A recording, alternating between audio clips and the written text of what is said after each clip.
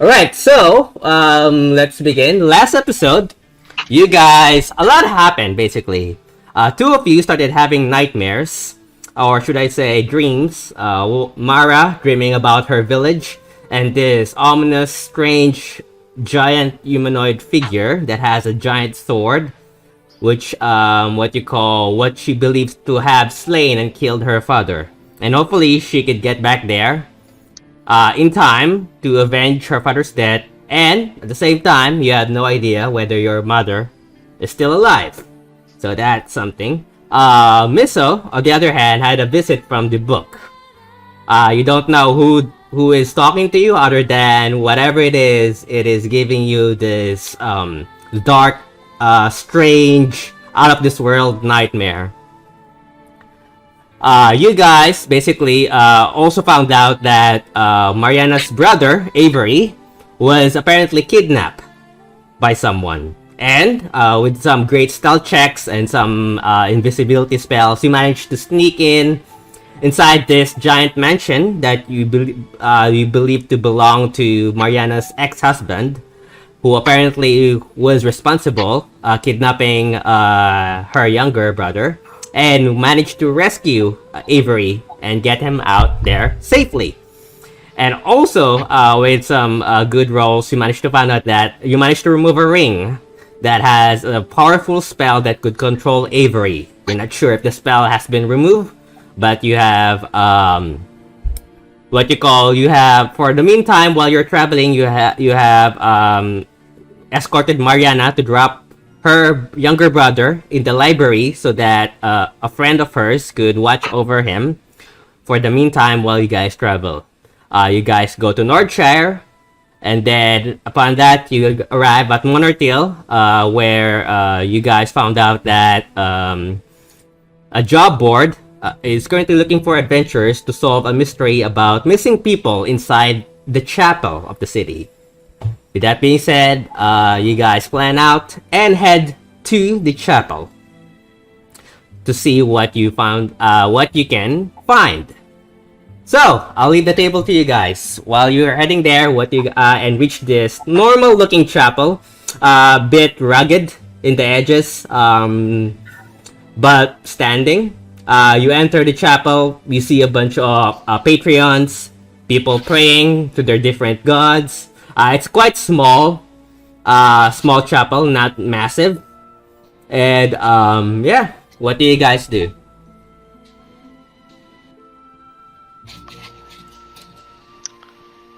I'll leave the table to you guys. What do you guys do? What's everybody else thinking? I'm not thinking much. I'm still feeling, hopefully only a day or two left, feeling the effects of that original spell that got my sister, so I'm still trying to take it easy.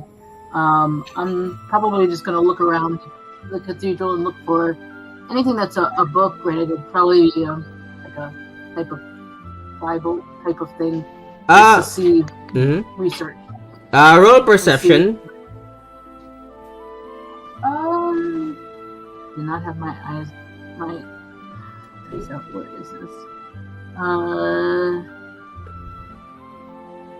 What do I have?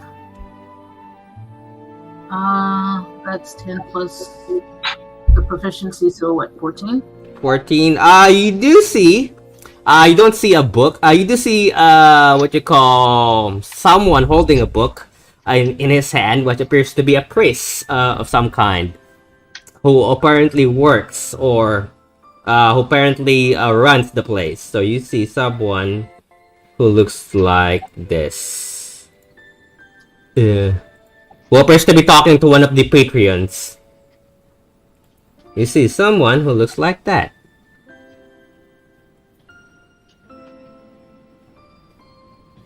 So that's what you see, Miso. So he's like a monk? He looks like a priest of some kind. Or, yeah, not basically a monk, but more of a because of his robes, he's more of a priest. You see that he has bald on top, has hair on the sides, has a short goatee beard, wearing this dark brown robes, and has a holy symbol, what to believe to be a god that he worships. something that you have not seen, the symbol. It's not the symbol that you're familiar with, but yeah, he appears to be talking to one of the patrons.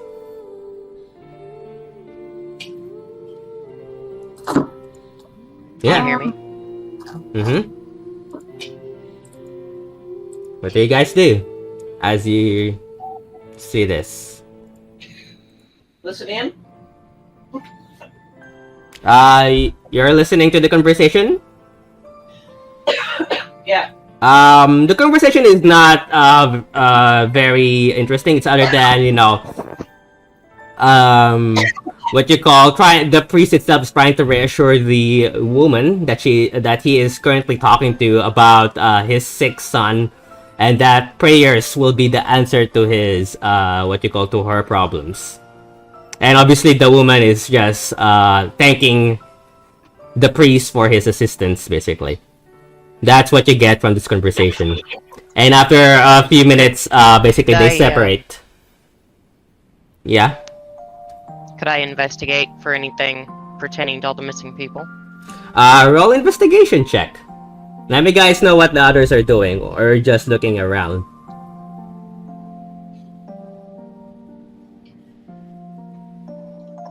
I'm just going to be looking around. Okay, roll investigation as well. Mara. I got a 39. Wow. You do not notice that the place itself has on the walls. What about you, Mara? What did you roll? 13. It's pretty clear that upon looking on the walls, appears to be embedded on those walls are coffins, tombstones, basically. So this is not just any chapel, but works as a graveyard or a catacomb of some sort on the walls. You see embedded the names of probably dead loved ones, and yeah. In the middle, you see what appears to be a giant statue of what you believe to be a female figure, curly hair, wearing this long robes, detailless because it's made of dark stone. Her hands are just basically raised up, looking down at the patrons as people are praying. And there's a giant window on the back of the statue that shines from the daylight, giving this magnificent glow around it. You don't see anything suspicious or weird currently, but yeah. Okay. What do you guys do? So are the people... Did we hear that the people were disappearing from inside the temple itself, or just people who have been to the temple? From what you've gathered, whatever. From what you've gathered, according to the city guard, the last place that those people visited were the church before they vanish. At least according to witnesses. They say that some people went to the chapel and never came out. So that's what you have gathered so far. Can I examine the walls where they keep the bodies? Basically it's embedded on the wall. So basically the chapel itself is made of stone, but the walls are thick enough for a coffin basically to fit in. So the walls itself is layered by tombstones all around, basically. And you see each there's on the walls there are square slots about more or less 5 feet by 5 feet wide stone slots embedded in and marble stones that have embedded names in it. And basically the dates of their deaths are mixed. Some have died previously, some have died a long time ago, basically. So yeah, they're solid. Yeah? Can we look for the most recent death? Like the most recent addition? The most recent death you've seen is an old lady. who died apparently 3 weeks ago. How long have the people been disappearing for? According to the city guard that you have talked to, about more or less a month or so. Okay. Yeah, what do you guys do? Can we write down the names of like the most recent additions? Yeah, easily done. You grab a parchment on your bag, grab a quill and ink. You write down. Yeah, easily done. You get it done. Anything else you guys want to do? Not really seeing anything else to do here in the cathedral per se. Do you know if it's around the same time of day that each one disappeared? Or is it you're just not throughout? you're not sure. The city guard did not mention any dates. They don't know when exactly the person disappeared or how many people disappeared during the past month. It's just that say that there are people who do not leave the premises of the chapel and never to be seen again. As soon as you're looking around, writing the names, this priest, what you call, approaches you, all of you, and looks at you with a curious look and says, "Hello, welcome. I'm guessing you're new here." As you see this priest. Yes, we're just kind of passing through. "Can I help you with something?" We heard that people have been disappearing, and we're wondering what you might be able to tell us about that. Interesting. Yes, people been disappearing, which is weird, considering this is a holy place and should keep people safe. Although what's happening is quite, different. Opposite, in a way. Well, technically, they don't disappear inside the temple. They disappeared underneath the temple. There is, what appears to be an abandoned graveyard of some sort underneath the temple itself. I can lead you to there and you can investigate. I did hear screams down there, and I was too scared to check it out myself. But I can lead you there so you can find out what you can see and hopefully put an end to this. Anybody else opposed to heading down there? Let's go. Let's All right. follow the screams. Let's go. Okay, so the priest escorts you in. He does approach the temple, and you see him press a stone slab in this giant statue. He presses it, and as soon as you hear a click, the platform, this base around the statue begins to open, and a door starts to reveal itself. Basically, giant stone slab moves, revealing what appears to be a stone staircase going underneath the statue. Do we know why the people went down there? I'm asking the gentleman who was leading us. The priest says, well, to visit their dead loved ones. It is a cemetery. They do visit there from time to time to pray for their dead loved ones. Although some of them do not go out. It's quite a big place and most of it is still unexplored. Not that I want to go there myself because, with the disappearances and all. He grabs a lantern, basically, have it lit, and he walks down and escorts you to the catacombs. Nice. As soon as you... give me a sec. Where is it? As soon as you go to this catacombs, basically it's... It's a giant room, basically. It's the floor from the rooftop of what you believe to be the floor of the actual chapel is about somewhere around 60 feet high, basically. And you start to enter this giant catacomb-like room. You hear leaking, what appears to be water pouring from the walls or the ceiling. The floor itself is made of this cracked, rocky stone, basically, all around from the floor to the roofs to the walls. this mossy, rocky marble-like stone. Okay. And you do see torches lit from the sides of this area. You do see what appears to be on the walls. If you've seen the catacombs in Paris, yeah, that's what it looks like, pretty much. They're on the walls. They're just these beds, basically stone beds embedded in the walls, and you believe to be you see skeletons of various types of decay just laid there neatly, basically. Kind of like all the catacombs in Skyrim. Yeah, pretty much. It is a maze because the place itself is massive. You see different ways you can go in and go out. The priest. Any of you? Yeah. Sorry, go ahead. I was just wondering if anybody in the group is a cartographer. Anyone? Cartography's maps, right? Yes. Mm-hmm. You have to Yeah, be That expert we in map the cartography. place as we go.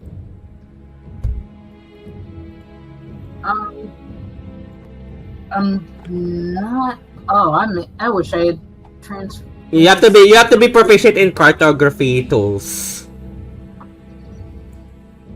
Yeah, I wish I had a different type of familiar, but the familiars would be able to find their way back out if we needed to. I think, right?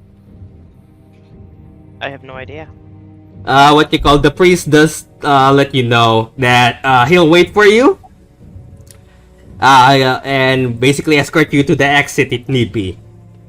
As soon as you go deeper to the catacombs, unless you guys are doing something else, the stench of irony, what you believe to be a familiar stench of blood, starts to what you call enter your nostrils, and becomes very familiar to you as you go deeper and deeper to the this catacomb halls. On the what you call ahead of you, start to see a small series of steps, stone stairs that goes in this raised room platform. This what you call giant square room.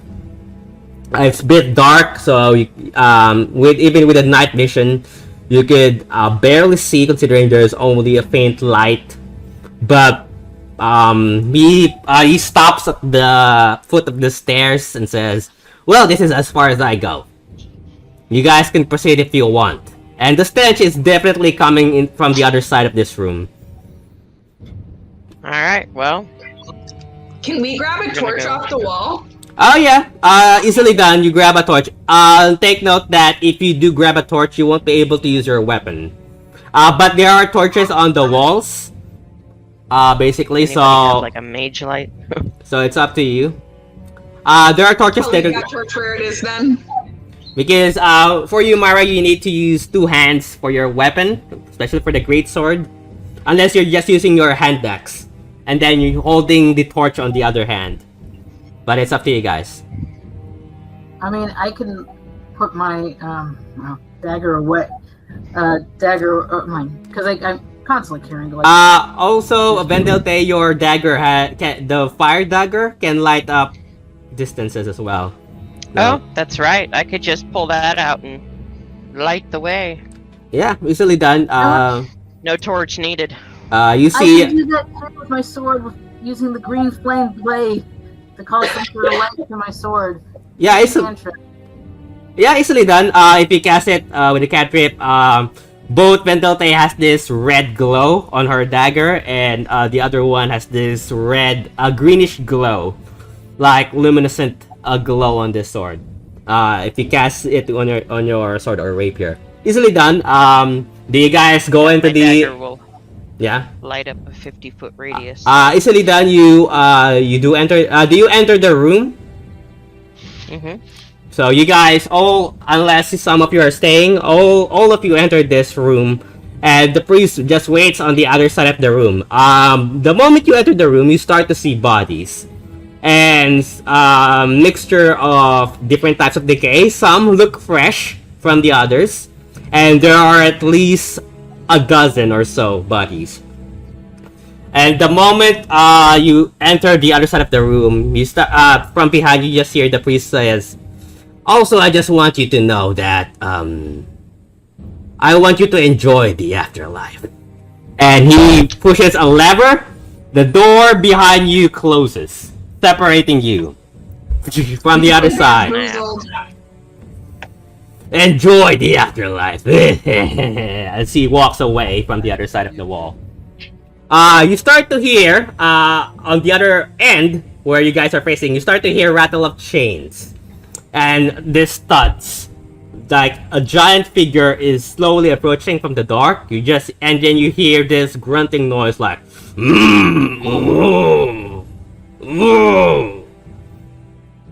and Zombies? and it's deep, and this growl is basically giant-like. And approaching from the darkness, you start to see this what you call huge figure, about more or less 10 feet tall. You see its body is a series of decay, flesh is spilling off, its intestines is hanging from the side of its chest. What appears to be an ogre or a giant, bold, but its skin is gray, as if dried of blood, and holding what appears to be this giant wooden mace that has blood drenched all over it. You start to see something that looks like this. Or this giant mace basically on its side. Something that looks like that, coming out of the shadows. Oh boy.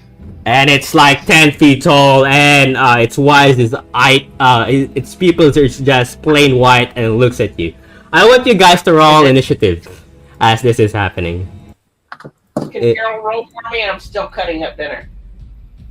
Sure. What's your hold on, I can look and see what your modifier is. I'm gonna show you the map. Give me a sec. I rolled a 12. Okay. I got a 10 plus 9. I got 19. I think it's +4 is my initiative. I got a total Okay. of 14.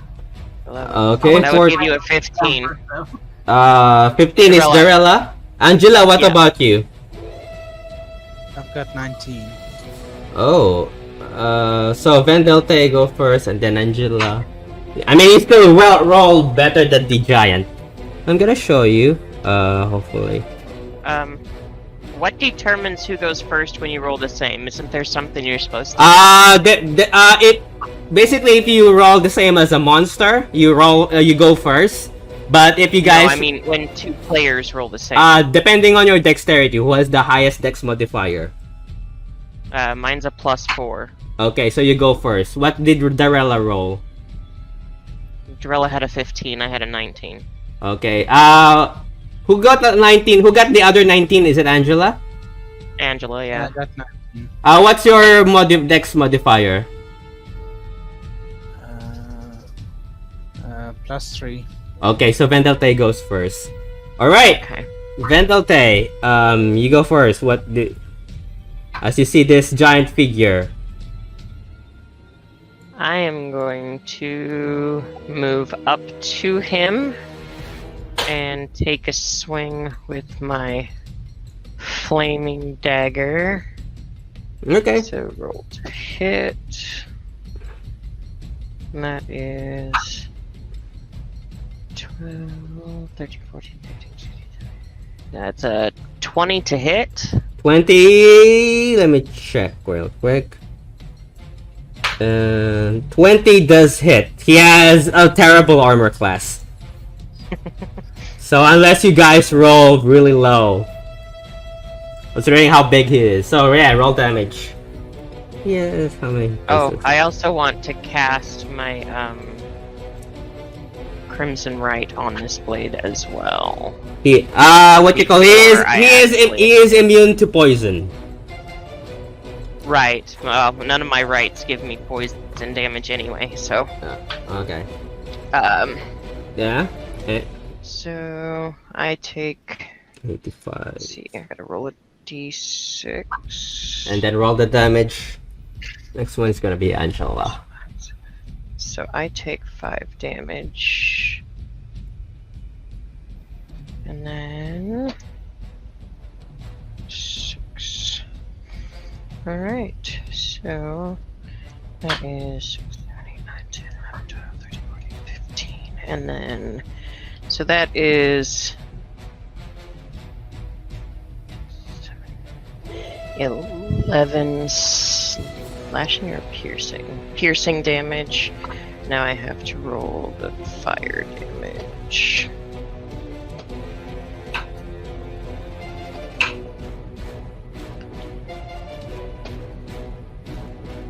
That's 19 fire damage. Okay. 19. Ouch. So 11 and 19. Anything else? Then I'm gonna swing with my longsword. Okay. Go ahead. So you're using your fire dagger and your longsword. Got it. Yes. So that is 18, 28. That's 32 to hit. 32. Yep, that definitely hits. And then He has an 8 as an AC. wow. He has the worst AC imaginable because of his massive size. Wow. So I'm supposed to roll a d8 for damage, and I rolled a 1 plus 7, so 8. Okay. 8. Anything else? That is all. I'm gonna. Oh no, I can't because I already used a bonus action. Guess I'm just gonna sit here. Okay, as you look at this giant, massive. Angela, your turn. Okay. I move forward 10 feet and cast a Sacred Flame. So, question: him yeah? being undead, or Yeah, he's undead. He is looks definitely dead-ish. undead. He's not like extra vulnerable to flames. Nope, it doesn't say that he is. Okay. Just asking. Yep. Yeah. Roll to hit. Add your basically roll to hit with the. Is it a ranged spell, Angela? I think it's range spell. Yeah. So roll a d20 and then add your proficiency. Yeah.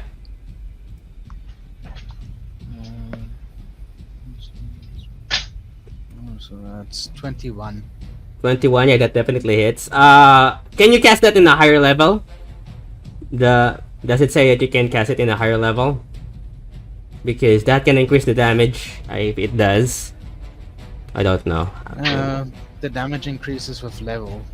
Yeah. So yeah, roll damage depending on the level. So currently you're level 11. So depending on. That's 3. Oops. I wasn't projecting. One moment. And now it is. Okay, that's 12 damage. 12 damage. Anything else you have to do? You have basically you have an action, and you have a bonus action and move. Yeah, technically you already move. 12 damage. Yeah. Anything else? That you have a bonus action and movement.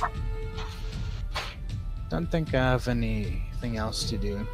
Okay. If that's your turn, Darella. Okay, I want to cast Firebolt. Okay. Can Carol roll for me again? Let me see what the thing is for that. It's +7 and Okay. So that is 17 to hit.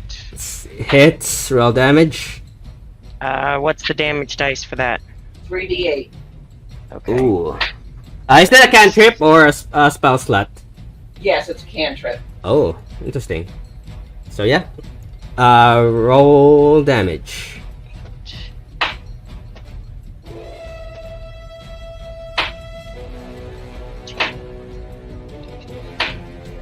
That is 21 plus what? Is it 3d8 plus anything or just 3d8? Just 3d8. Yeah, just 3d8. basically. Okay. Oh, wait a minute. No, I'm sorry. It's 3d10. Oh, D10. 3d10s? Oh god. I was looking at chill touch for the 3d8. Alright, I will roll those instead. Is it Firebolt? What's the spell, Darella? Yes, it's firebolt. 17. In the Firebolt.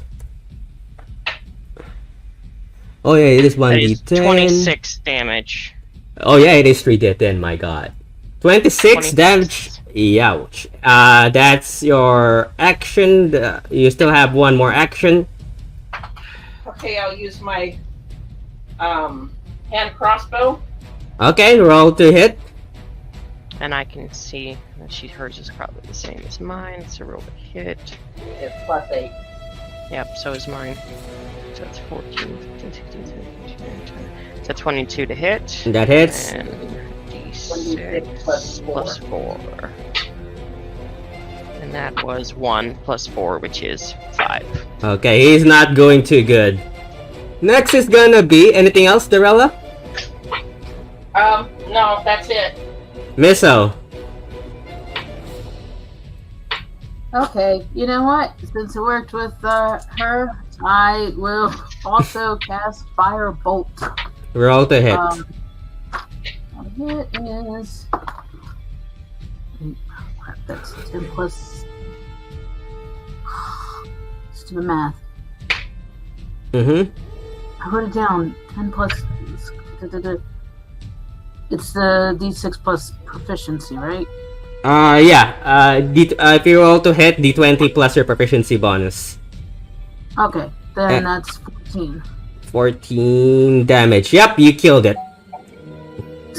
So not even. Well, that was to hit, but. To hit. Okay, then roll the 48. Roll damage. Yeah, 3 d10s. Unless you roll terrible. No, I'm counting 11 plus 9, 20. Yeah, it's dead. It is torch, scorch, and slashed. Mara did not even move as it drops. Mara just looks on in horror as her party takes out the big bad all by themselves. Yeah. I think that's a mini big bag. I'm gonna take out that priest later on, maybe. Right. So you killed it basically. One moment. I'm gonna. I'm also gonna cast prestidigitation to clean up the smell of the roasted flesh. Easily done. Yeah, easily done. Give me a sec. Oh boy. Okay, so you're currently stuck in this giant room filled with what appears to be a mixture of corpses. The door behind you is currently closed, and there is another door on your right. What do you guys do? Perhaps we should stack and burn the bodies. Yeah, Don't want them to come back to life. Let's clean these bodies up. yeah, easily done. After Yeah. doing it for half an hour, you light it, and we clean the place. Yay. Alright, let's go check out, see if there's anything else to see in here. Oh, let's search the monster. See if he's got anything. He Probably does not. but- He has a mace that is too big for any of you to carry. But other than that, Okay. it's just skin and flesh. Anything in the room? You guys could remember that you guys could carve monsters if you want. Depending on for components like bones, eyeballs,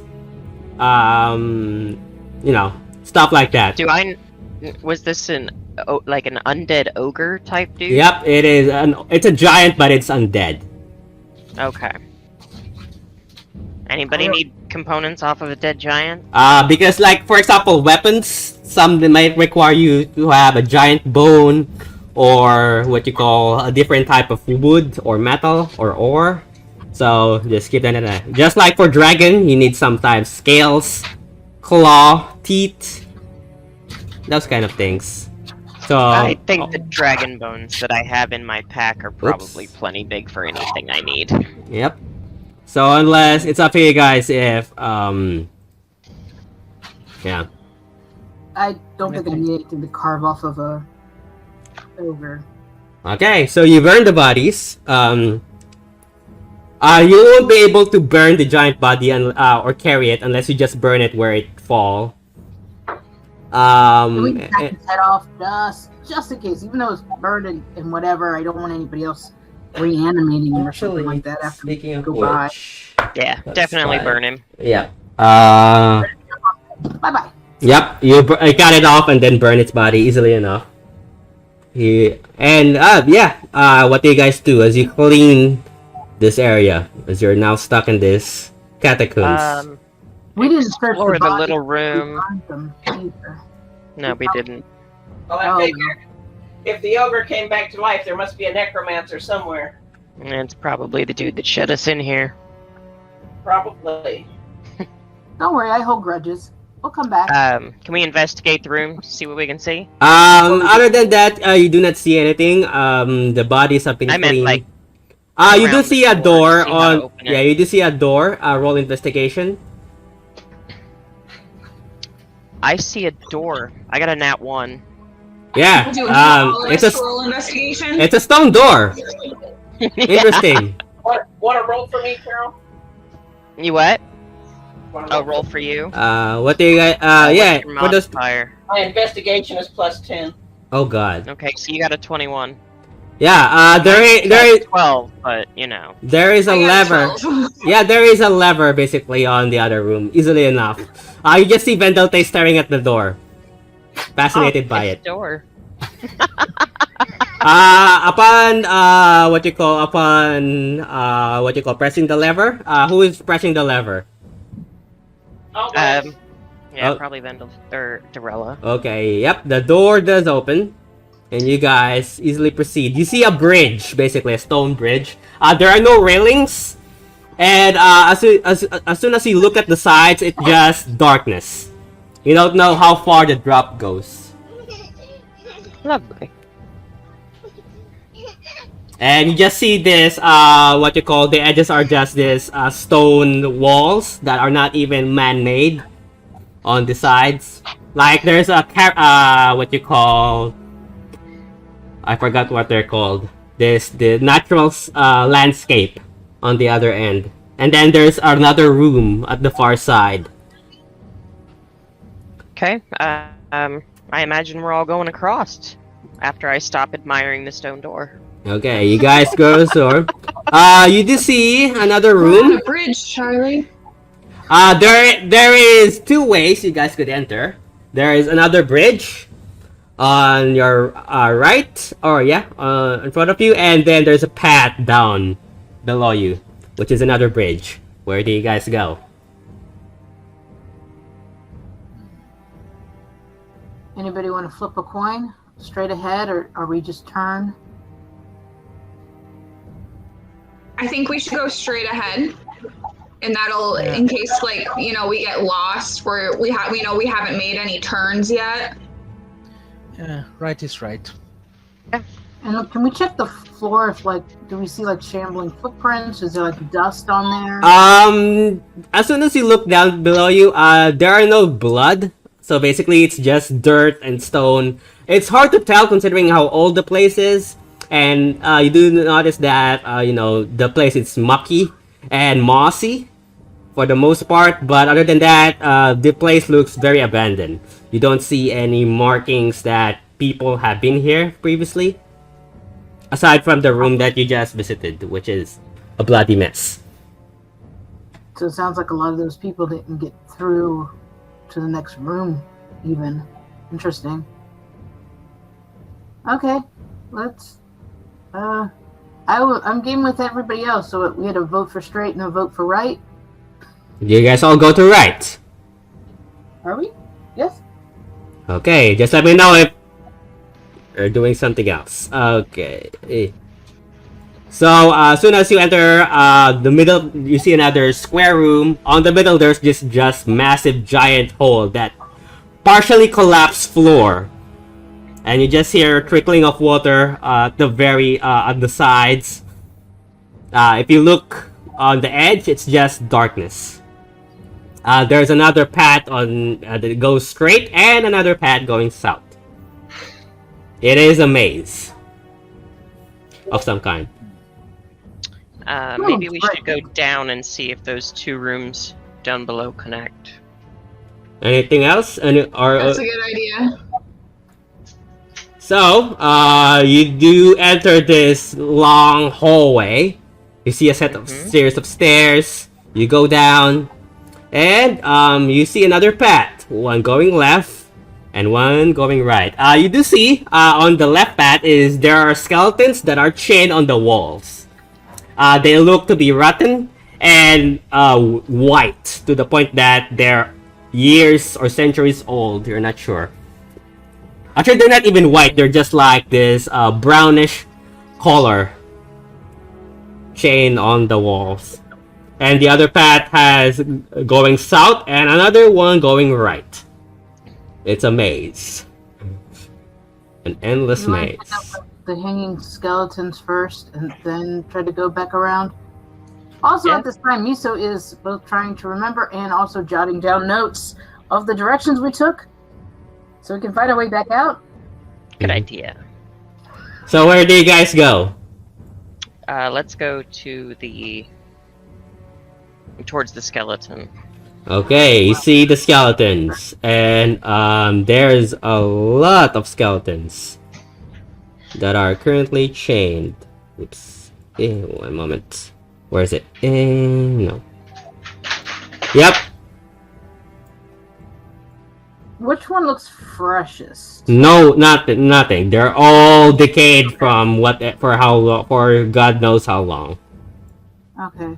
Just, I want to let the party know, hey, if we come across any skeletons that look, might be interesting, I can briefly ask skeletons a few questions. But I don't want to waste the spell because it's like a 3rd level spell. But just so you know, if we come across something. Oh, wait, what? I think these guys have been dead long enough. Any information they would have is irrelevant.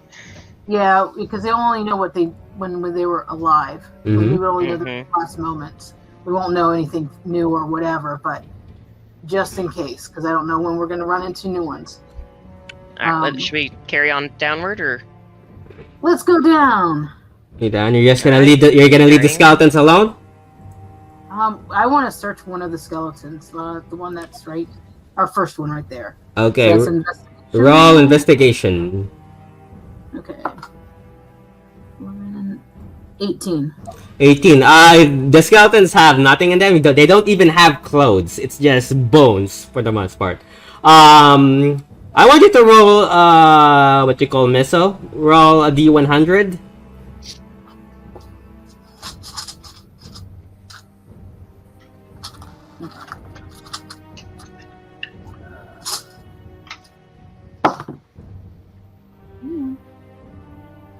This is 36. 36. Okay. You do not find anything of use.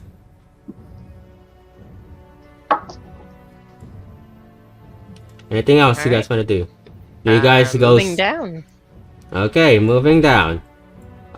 Give me a sec.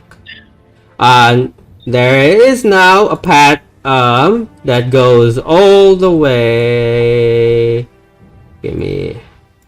Do you see that there is a what you call a raised platform, like a circular round stairs? And there is apparently a statue at the far end of this. Oops, no. Basically, a statue at the far end about this giant looking knight-like figure on this raised platform.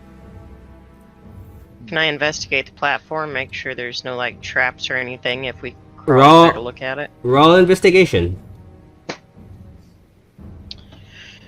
13 plus 12 is 25. You do not see any traps.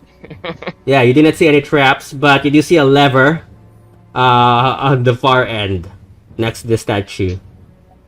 Okay, can I go check it out? Yeah, it's a lever. As you guys go check it out. It's an old lever that doesn't look to be used for a long time. Can I do an Arcana check on the statue just for funsies? Yeah, go In ahead. case something else. Arcana. Mm-hmm. Yeah, that's Oh my gosh, why can't I math? That's 19 plus 11, 30. The statue doesn't appear to be magical. It is nothing magical about it. It's old. It's a god that is wearing this plate armor, carved in stone. Basically, has a sword on its waist. His arms are crossed, basically, and looking down at the stairs or looking down on all of you. He has a beard, and it's made of this dark marble stone. But yeah, nothing special or magical about it in nature. Which is Okay. good. I don't know if I want to do history or religion on this. Can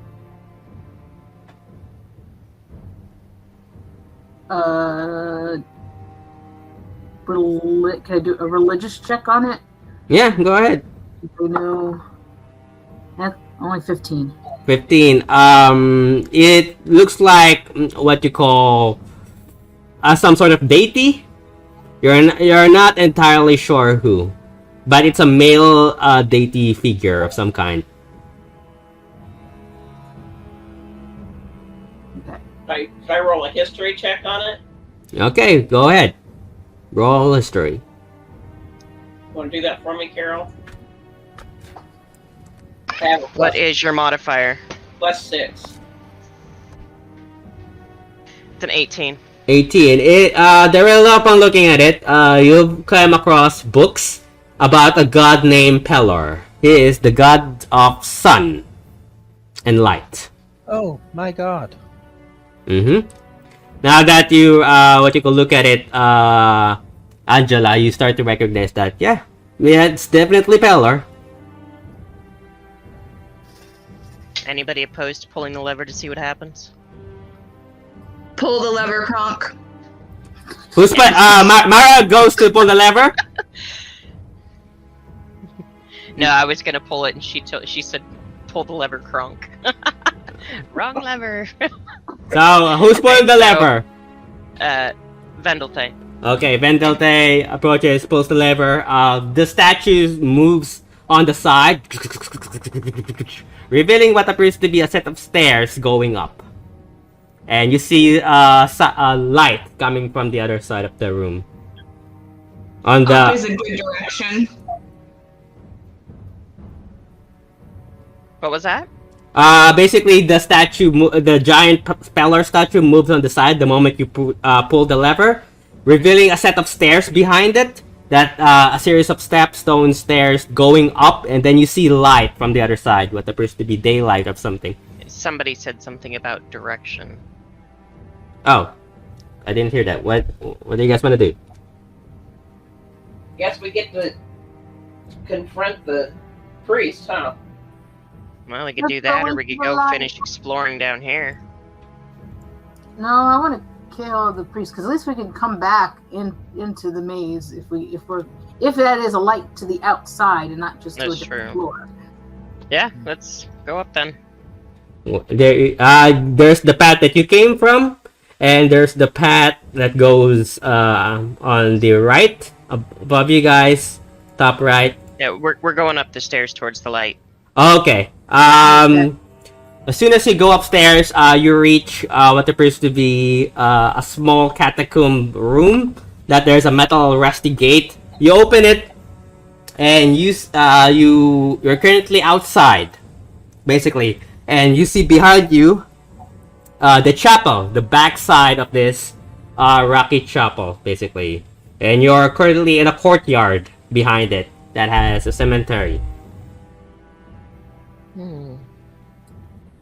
I think we should go back down into the catacomb because at least we know this is the outside, but we can explore the catacomb a little bit more. Yeah. If we have an exit here. So mark the exit on your directions that you've been taking, and But I don't think the priest is going to go anywhere else because he thinks that we're all trapped in there. So for why Right. we'd be easily trapped and killed by an ogre, that actually concerns me. yeah.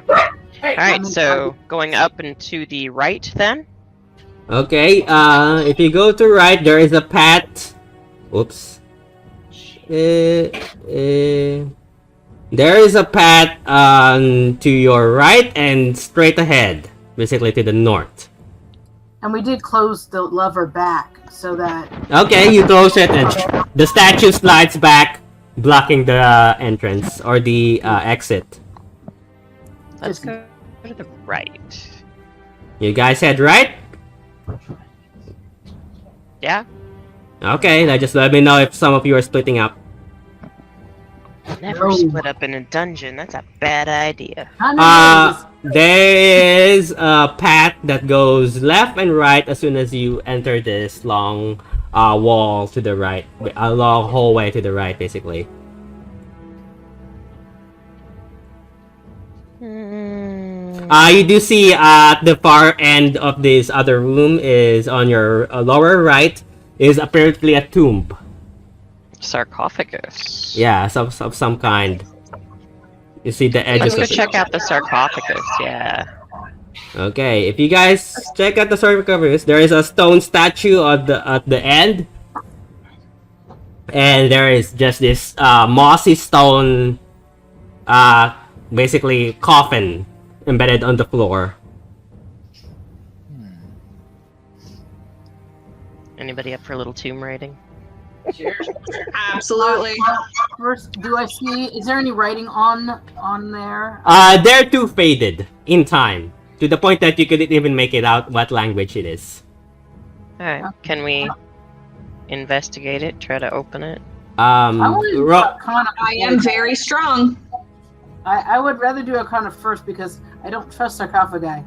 Bad experience. Oh yeah, I should check it first. Yeah, that's fair. So if an Arcana check is 11 plus 6, 17. The coffin and the statue are not magical in any way or nature. You do not see anything that makes it magical in any shape, way, or form. You do see a statue that looks familiar to the one you saw at the stairs, which is Pelor at the behind the coffin. Should we investigate that for another lever? Maybe. I don't see why not. Roll investigation. For those people who I wants rolled to. a 12. You do not. 20 My plus number. 12. You do not see any lever on on anywhere near the statue. There appears to be no lever of some kind or anything. Yeah, the only thing that is in this room upon your checking, Mara, is just the coffin and the statue that appears to be stuck or what appears to be embedded in place. Okay. Did we want to do a little tomb raiding? I don't see why not. I mean, I'm for it. But I'm a rogue, so... And we can always just blame the priest before that put us down with the ogre. I mean, I figure whatever we find down here is ours. It's our afterlife. Right. And again, we blame the priest like, hey, we don't know what happened. So I will watch from a distance while the stronger people do stuff. Oops. Where are you going, Miso? Are you taking a distance, Miso? I'm just gonna stay right where my icon is. Okay, Mara, what are you doing? Can I try to like push the lid off a little? Like not all the way, just I will assist. Okay, Mara rolls strength check with advantage as Vendelte tries to assist you. I mean, I can lift up to like 500 pounds, so... Oh, yeah. I mean, it's... Wow. Yeah, what did you roll? Your strength modifier. I rolled a nat 1. I rolled a nat 1. Oh, with advantage? With advantage? With advantage? You roll twice. Basically, Okay, roll another one. Well, thank God Vendelte is helping you. Roll another one, and then take the higher number, basically. Okay, I rolled a 16 this time. That's a little bit better. Plus your strength modifier. That is plus my strength modifier. Okay, so easily enough, it does take you a while because how heavy and thick the stone is, but you manage to move it. Dust starts to pop out, and you start to sneeze, revealing what appears to be a skeletal corpse. Basically peeking through from the coffin. You start to see its legs. Can I investigate inside, see what in there besides bones? You have to push the entire coffin, all throughout. Oh.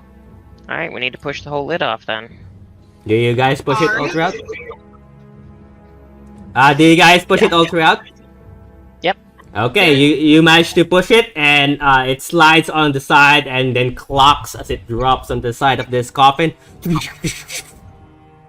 see a skeleton. You see a skeletal corpse wearing an armor and a helmet, and holding on its two hands, apparently hanging on its chest, a sword. Anybody need armor or a sword?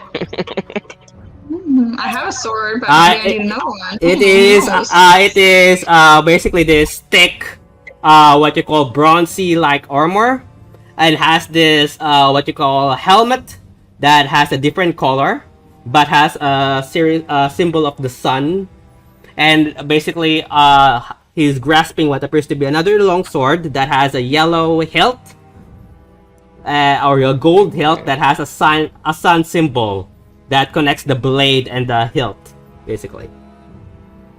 So that's what you yeah. So what kind of sword is it? It's a long sword. Like a long sword. So you see three things up on the corpse. The corpse is wearing the corpse is just skeletal, basically. It's skeleton wearing an armor, a helmet, and a long sword on its breast. Other than that, there is nothing on the corpse. Anybody need a long sword? Yeah. What do you guys do? I don't think we should disturb him too much unless somebody's, because if I'm this kind is of like curious if the sword has any extra benefits. Yeah, but if he's like basically under the protection of a god, or whatever his patron may have been of Pellar, do we really want to? If he didn't have any symbols on him, sure, I'd say go for it. But since he does, he may have been very devout, so I'm leery. I don't want to anger a god, basically. I've been almost zapped to death by one. I don't care. I don't even know Mara's stance with religion. I don't know if she even has religion. No, you have not. This is the first time you've seen this statue. If no one else wants it, I'm gonna take the sword just to see what it does. Okay, so you take the long sword, you remove the hands. Yeah, you have this long sword with you. You can spend an hour to know what it is. Yep, basically. That's what I planned on doing. You guys are just gonna sit here for an hour? Or I could just hold it in my hand as we walk. So it's up to you if you got it is gonna take time for you to study it. You're just removing you got the long sword. Anything else? We could investigate the left side. Yeah, we can go over and investigate. The left side is and the left side is basically a wall with a bunch of bones. Basically skeletons tied to the wall. Nothing too special. They're old. Dead end. Yep. So now we go back the way we came. Okay, give me a sec. Yeah. Okay. Kind of weird how you'd have skeletons on one fork and you have what looks like a good soldier on the other fork in the exact same near each other. That just seems weird. Well, maybe he was buried here and then people were tortured here after that. You never know. So there is a path going up and a path going right. I think we've been up. So let's go right. Anyone else? Alright. The left side, we go back the way we originally came. So Yeah, that's what I was thinking. right. Okay, as you go, you start to hear trickles of water as you start to see a small, murky pool. Anybody want to go for a little swim? It's mossy and murky. You do that. Yeah. You see water. Do we see anything like through the puddle? Like, can we see the bottom? Roll investigation check with disadvantage. So roll. Roll. Assist, can she just roll normal? Okay, sure. Just roll normal. So roll. Yeah, roll a d20 and Actually, not investigation, perception. Roll a d20, add your perception modifier. Because you're looking, you're not investigating. 21. You do not see anything moving upon the water. You don't see any fishes or anything else. The water itself is definitely murky. You see what you call pebbles are floating. Other than that, yeah. Should we see what's on the other side? Is it far enough for me, like, to jump across? Or do we have to wade in? Yeah, it is far enough for you to jump across. Can we try to Okay. jump? There are stairs, basically. There are stairs going down to this pool. Into the water. Yep. Mm. Okay, so I'm gonna go across. Okay, you take a dip. The water is chilly cold. It is cold even from this environment. Yeah, you see, feels fine. All right. Just so you know, I did not have water breathing prepared. I don't think it's that deep. No, it's not. It's not deep. It's probably about basically waistline deep. Not too deep, but it's waistline deep. Okay. I'll wait for you. I don't want my fur wet unnecessarily. All right. So just me going across. Take a peek real quick. Who else is going? Mara, are you going? Yeah, I'll go with you. Okay, Okay. and everyone else is staying. Oh, Angela is also going. Technically, Angela can fly over it, basically. So Angela is just flying. So technically, Angela doesn't. She can just fly over it. So Yeah. She could just go peek and come back without getting wet. Mm-hmm. But unless the others are coming, all But three yeah, of you. we shouldn't let her go by herself. We should just go. You guys Yeah, go let's to this do it. waistline deep, and then you see on the other end a wall, and then a set of stairs going to your right. All right, and go back and tell people it's just another room. Mm-hmm. You go back, whooshy whooshy. Man, yeah. So you want us? So should we go over there and investigate? Probably through this unknown water. Well, I mean, I lived, so I think we'll be all right. You'll be a little damp for a minute, but Yeah, it's waistline deep, basically. can't you use your prestidigitation to dry yourself off when you get across, though? Oh, Mm-hmm. yes, I think I will do that. Yes. Dick. Mm-hmm. Do you guys go across the water, or Yes. do you go? Isn't it enough? You wish. Obviously, you have this strange feeling that something might grab you underneath, but nothing happens. As you go to the hole, basically. Oh, and here we are again. Because we went down from here versus straight across. Mm-hmm. So Can we investigate the hole a little? Roll investigation. The torch down it? Roll investigation. yes, investigate. Someone has a candle. I think I have a lantern. That's all I have to drop down the hole. But I don't want I to. have torches I I rolled can a throw 16. down there. I thought But... there were torches on the walls down here. Yeah, there are. Just that one. As you try to what you could try to lower. 27. If you guys try to look at it with a torch, you don't even see the end. It just goes beyond. Even with your dark vision, it goes beyond 60 feet, and you don't even see the end. It's just black. And you Can just we, like, drop the torch down there to see how long it falls? okay. You drop the torch. You wait for a minute, Okay. and So that no goes sound. down to the... That goes down to the underside. Yeah. And then after, I would say after waiting for 5 minutes, you hear. Like there's water down there and it just sizzled out. Mm-hmm. Yeah, probably shouldn't jump in. Bad idea. Nope. Probably we should hug the edges too in case the floor collapses. Yeah, probably. That Okay. seems like a long way down. Where do you Alright, guys so go? we went down before. Is there an up? No. We have to go back and then up, I think, or down. Yeah. No, we went to the right, so let's go back and go down. Yeah. Down where? Down here? Like, well, No, we'll we've go been that out way. To the left. Out to the Yeah, out left? to the left, Okay. That's how we. and then down. Okay, Yeah. as soon as you go down, you start to enter another room. And then there is a path that is collapsed. There is a basically there is a path south, and there's a path connecting to the other room where you guys came from, where the priest basically where the priest guided you when you enter this tomb, but the path across it is collapsed. Okay. And So it it is looks a like far up a jump. It's a I would Damn. say, yeah, it's a more or less 15 feet distance.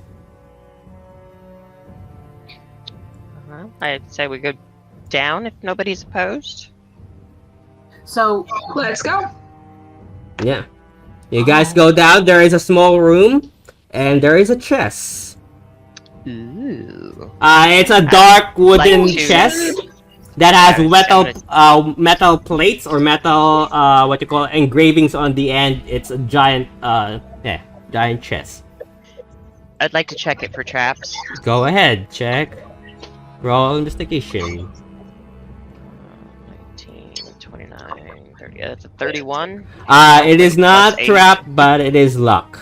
No, yeah, it is trap. It is not trap, and it is not lock. Oh. Alright. Open it up and peek inside. Basically, there are valuable things. There is an ore.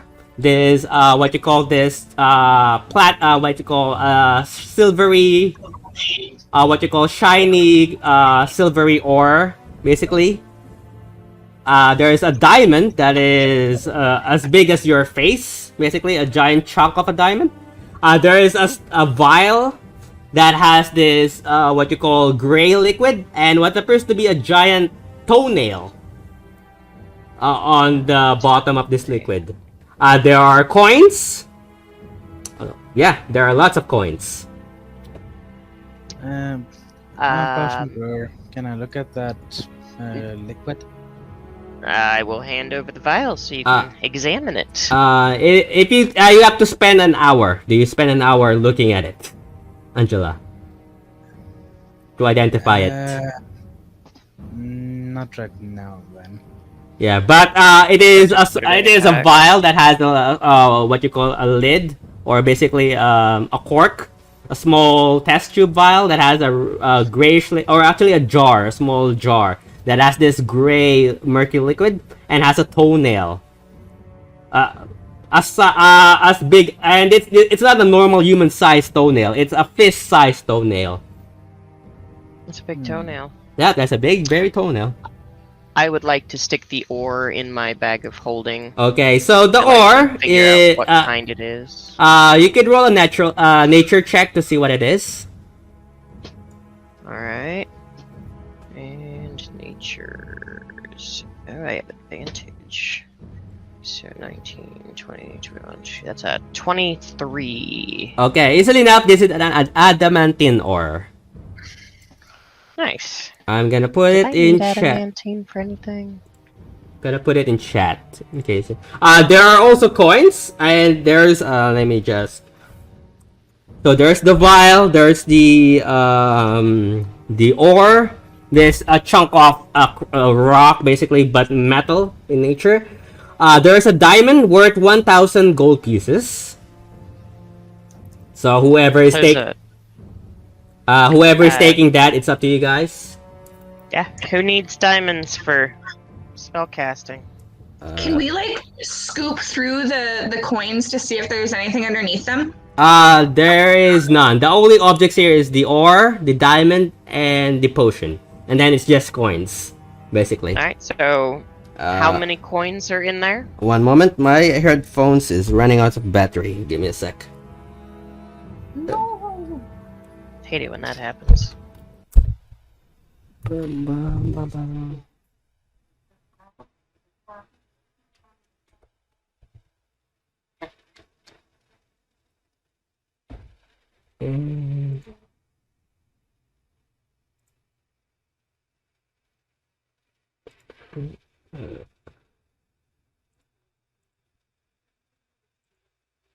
I have the diamond because Okay. at least I'm stocked up so far with diamonds that I need for my chromatic orb spells. So I'm good, and I don't want to break up a 1,000 gold diamond. You do notice that some spells, like resurrection spells, revivify spells, have diamonds. You need diamonds in order to cast them. You do know that, Angela, being a cleric. But some, yeah.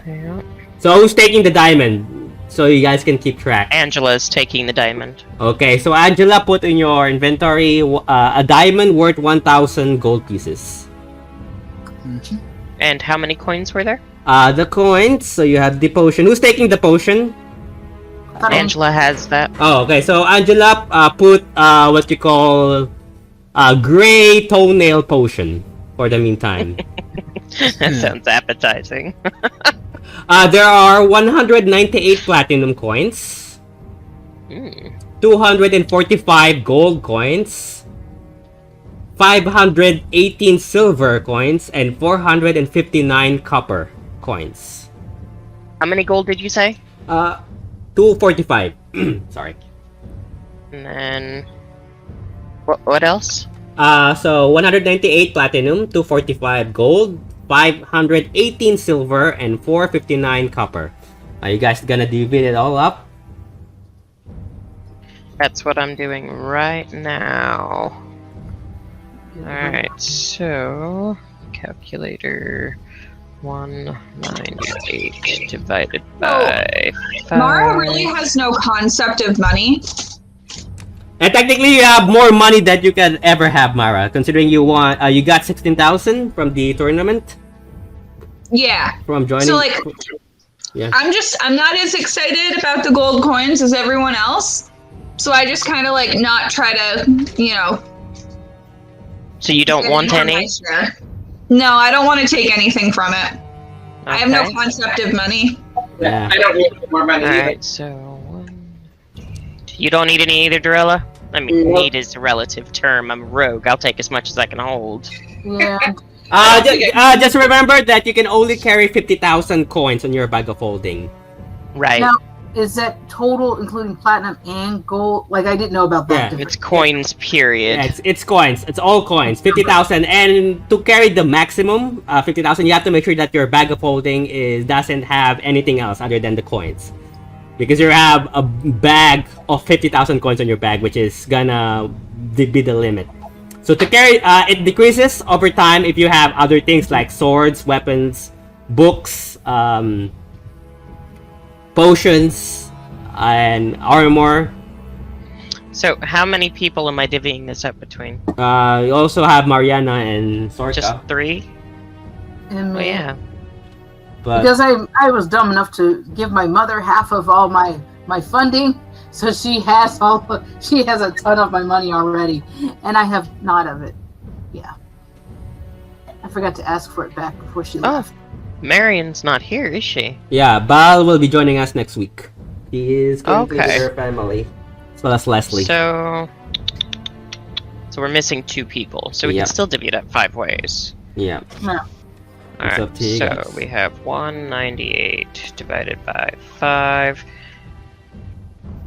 So each person gets 39 platinum pieces. Which one? Who are those 39? Who's those 5 people? Everybody except Dorella and... Who else didn't want them? Mara? Mara. Yep. So yeah, for those people, I'm just gonna take note with Sorka and Mariana for them. 39. Message them. And then we have 245 divided by 5. So 49 gold. Okay, so for Angela and yeah, keep that in mind. For those people who are taking gold, 49 gold. And then silver 518 divided by 5. That's 103 silver. Mm-hmm. Sorry, I'm adding these as I go. And then Make sure you do not reach 50,000, basically. I only have 16,000 coins, Yeah. so I'm good. And then 489 divided by 5, and 98 copper pieces. Okay. So for those people who are taking those, keep track. And yeah, you divvy it all up. I would say at this point, it's been half an hour, so you still need a half an hour to identify the sword and the potion that has a toenail in it. I think we need to climb down the wall there, depending on how far down it is, or go back out. No, it to is the a other path. door. It is a path, but it is a 15 feet distance, basically. So do we see a drop in it? It is deep. So as you look, it's just so black. we could probably just go back around to the outside door. I mean, I have a disc, a tensor's floating disc that we can transfer over the gap. Basically, it can only carry objects. It cannot carry a big creature. So It was only 500 pounds. yeah, Does anybody here weigh more than 500 pounds? I'm pretty sure Mara is. Mara, because you're a barbarian, you're more. Well, technically, no. You're at least 300. No, I'm a human barbarian. I weigh like 120 pounds, I think. No, 200 pounds. Oh, yeah. 200 pounds. Yeah, you could technically. So one at a time, the disc Yeah. could carry us across. Mhm. Yeah, because it's a 3 feet in diameter, so that's enough for like one person. Well, with Sit in Andrew the center. following. Yeah. Just- Basically, Angela doesn't see a problem. He just can fly over, basically. I can shadow step across. Yeah, sorry. How far is it? It's at least 15 feet, more or less. 15 How feet. far can you shadow step? Um, I thought it was 10 feet. Yeah, 10 feet. It's not gonna reach. You're gonna drop in the middle. Oops. Okay. I'm falling. And you do not see the. If you look on the edge, you do not even see the bottom. Yeah, probably shouldn't do that. that's okay. If I fall, I have feather falling. Yeah, But but you don't know if it'll stop. yeah, you don't know if you're gonna stop or what. It might just go on forever. Oh, you don't know what's on the other end, basically. Well, wait. No, wait. I changed my mind because it says it can't move across a 10-foot deep pit. Oh, okay. Then technically, no. Ah, Alright, looks like we're going around. You go around. You go back to where you saw the bodies, basically. Oh, not back that way. We're going back out to the door that leads outside with the statue. Okay, easily enough. You go outside. Anything else? Or do you leave the catacombs entirely? Yeah, let's go surprise our priest friend. I think we went everywhere. I'm not sure. I didn't see another way. Did we Go. go to the right when we left? Did we what? Did we go up there, take that other hallway? Which hallway? no, we did not.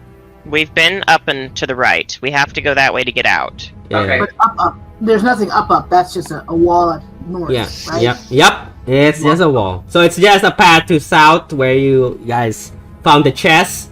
The left where you fought the ogre, and the right where you saw the maze and the skeletons. Yep, we're going back to the right. Okay, so technically easily done. You managed to traverse two. With thanks to missiles, managed to easily enough find your way back to the statue and leave the catacombs. Anything else? No. Look around the courtyard. Make Yeah, sure nothing out there looks fishy. Nope, it's And just then basically tombstones. find our way back inside to confront the shady priest. The priest is talking to a bunch of patrons as you go back around to the chapel. Or, instead of going in and just confronting him, we could get the city guard and have him arrested. It's up to you. What do you guys do? I mean, he needs to answer for everything he's done, so we should probably just have him arrested. Yeah, we need to keep an eye on him. Oh, by the way, I forgot to mention that the reward wasn't 5,000. It was 2,000 gold for each. But that's a different quest for this one. Okay. Yeah. Yeah, we need- So, yeah, let's go collect the city guard and tell him. Okay, Tell easily them. done. You explain to him. You guys are rewarded 2,000 gold coins. As the priest is definitely Each or total? Each. Okay. I'll give mine to Vindalthay. Yeah, gold. So 2,000 gold for each. I'm gonna keep note for that. For Sorka and Mariana. So, yeah. That's one of the job boards done. Yay. Was there anything else on that job board? There is a female figure who is currently looking for assistance to grab a plant in Montero Horizon. I'll take that quest. Haven't been out to Montero Horizon in a while. Yeah, but it's a week's travel. Right, I'm not going to say we're going to do it right now, but we can take the quest and circle back later. Okay. So the reward is not money, but it is... the reward is basically wood. A rare wood. An elven rare wood or something. Nice. So yeah, we will accept the quest and then carry on to where we were headed initially before we got sidetracked by disappearing people. I'm gonna show you the map. Unless anybody else wants to do anything else. There are magic shops. Remember that each city has a magic shop, but each shop has different items that they currently selling. So it is up to you. Yeah, I need to go shopping a bit. So that let's go shopping. Balance out my funds. So while you guys are planning that, I'm gonna show you the map. So at the same time, you guys can plan where you want to go next.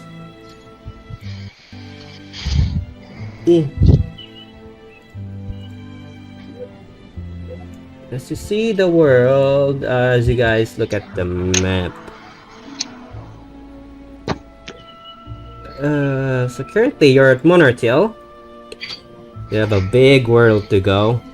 If he goes to the shop, I'm gonna check what the Monartil shop has. What was the name of the plant, just so I can make note of it, that we need to be searching for when we get back to Montero Horizon? It is... I still have to search that. Basically the plant... One moment. Give me a sec. Plant.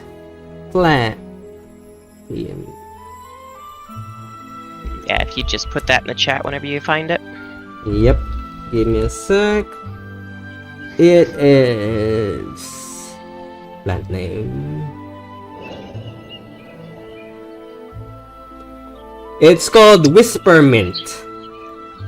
Whispermint. Whisper... Does it whisper minty things? Whispermint. Does it whisper minty things? You don't know. Maybe So it tastes like fresh. Mentos. But yeah, it's a Whispermint. That's the title. The magic shop currently. Where is it? Give me one sec. Take me to Monartil Satsuna. Okay, so basically, the name of the shop is called Rare Runes. And you see an elven man, basically someone who looks like this,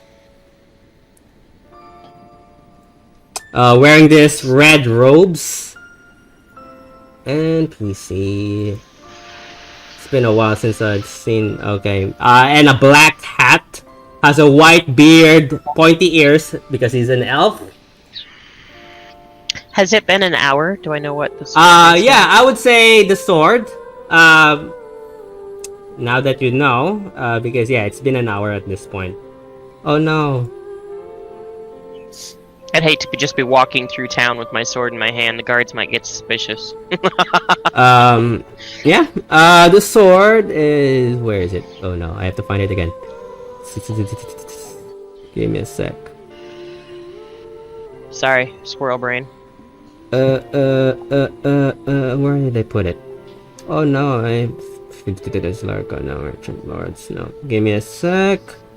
I lost it. Emperor Vergala's Temple. Demon...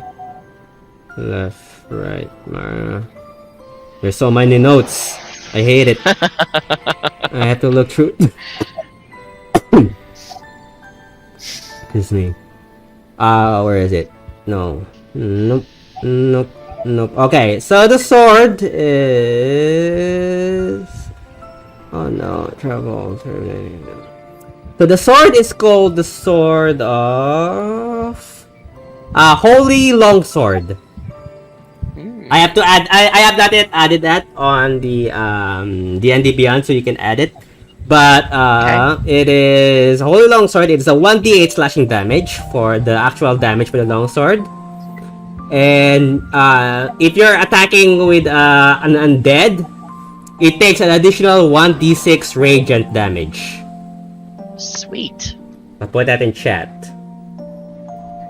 It's Holy Longsword. What you call Angela? If you have the potion now is called. Where is it? The potion is called Stone Giant Strength. You can see it in D&D Beyond, or you can just and you can Stone Giant Strength. So technically, oops, nope. Yeah, give me a sec.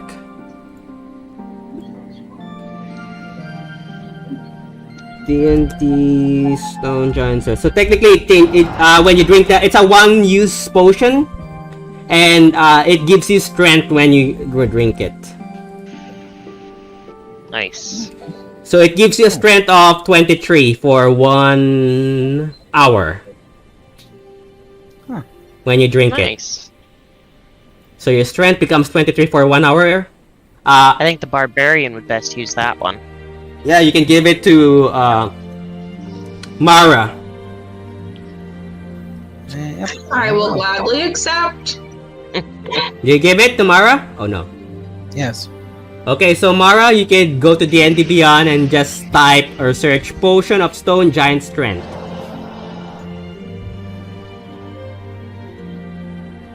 It's right there in D&D Beyond. The magic shop, basically you see this figure. This red guy says, "Hey, who are you? What do you want?" We're just browsing your wares. Fine. There are a lot of things in here. There is 6 regular healing potions and 2 greater, if you want that. Can never have too many healing potions. There is a stone. This what you call light purplish stone. There is a chainmail, basically an armor that has this dark greenish chains, like a chain armor. There's a staff that has clouds embedded in it, carved in it, basically. There's a series of wands. One that looks like the one that Miso has, like a War Mage wand, but has a smaller crystal. There's a series of potions. One has this transparent, like smoky.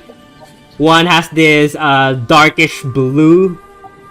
One has this what you call purplish gray, and one has this reddish purple. There's a different types of ring. There's this ring that has this infinity sign. And there's a ring of an infinity sign, and there's a ring that has this what you call star. There's a green cloak and a cloak that has a shield in it. There's a golden rod, basically. There's a book that has a brain symbol on the cover. Ooh, increased intelligence, perhaps? And a book that has a wand embedded in it. There's also another rod, this metal rod. There's goggles, a pair of goggles that has a series of embedded runes and gems. There's a sword, another staff, a small pouch, basically. And there's also another book that has a different languages, like an encyclopedia. What can he tell me about There's a lot. the glowing purple stone? Glowing purple stone. Oh, wait. Give me a sec. I have to check the notes now. So many notes. Oh, okay. Give me a sec. Reserve.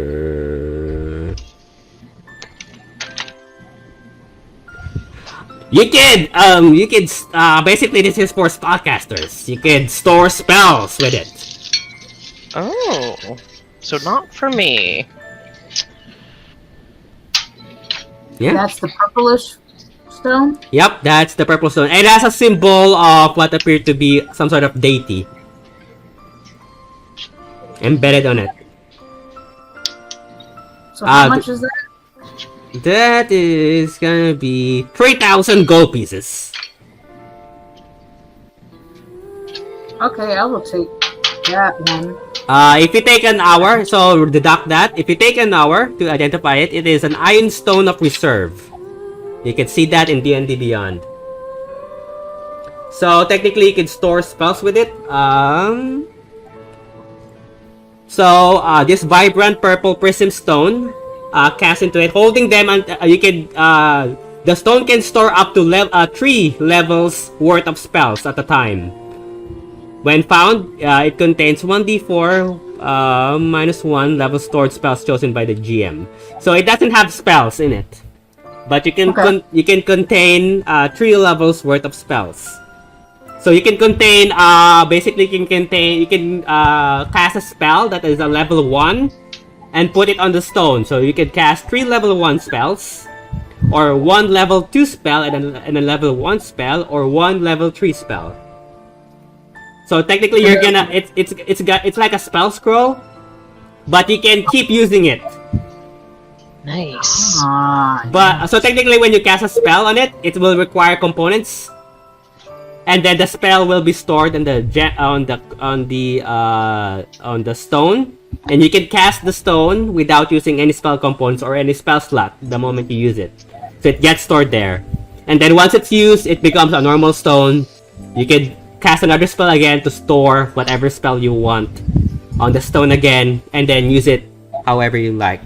So it is it's an iron stone of reserve. It's a rare stone. Yeah. That'd be a good thing for You can your see wounds. it. There's a chain armor. There's a sword. There's an armband. There's a lot. There's an armband. There's 2 books.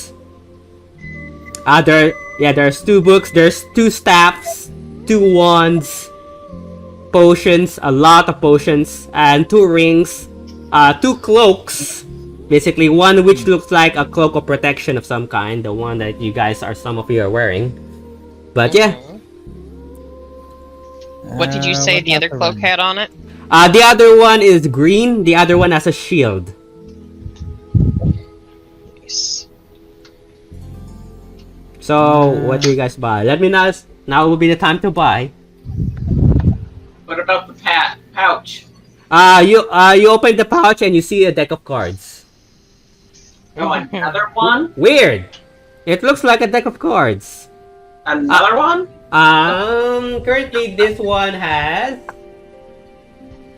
One moment. Actually, it has 2. It has basically 4 cards in it.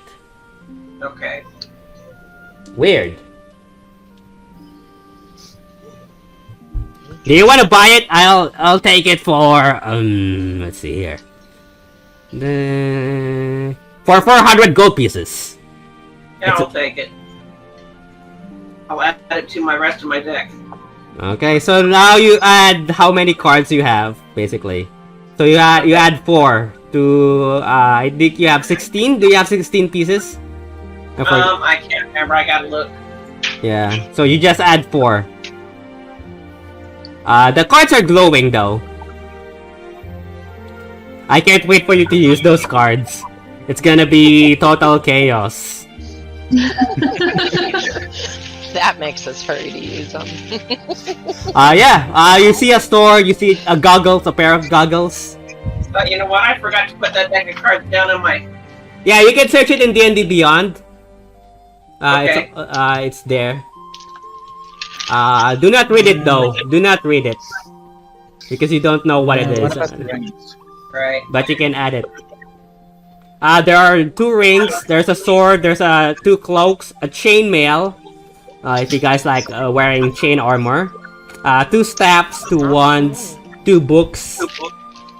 Can I buy the green cloak? The cloak is basically yeah, it's 400 gold pieces. And Okay, I'll take it. so if you buy the cloak, do you have a cloak on already or not? No. Okay, so basically it is if you take an hour looking at it, it is a cloak of elven kind. Basically it requires attunement. So how many items do you are currently attuned right now? 1. So technically you now have 2 attuned, so you can only attune 3 you can attune 3 items at the same time. So it's in D&D Beyond, it's called Cloak of Elven Kind. Basically this hood, when you wear it,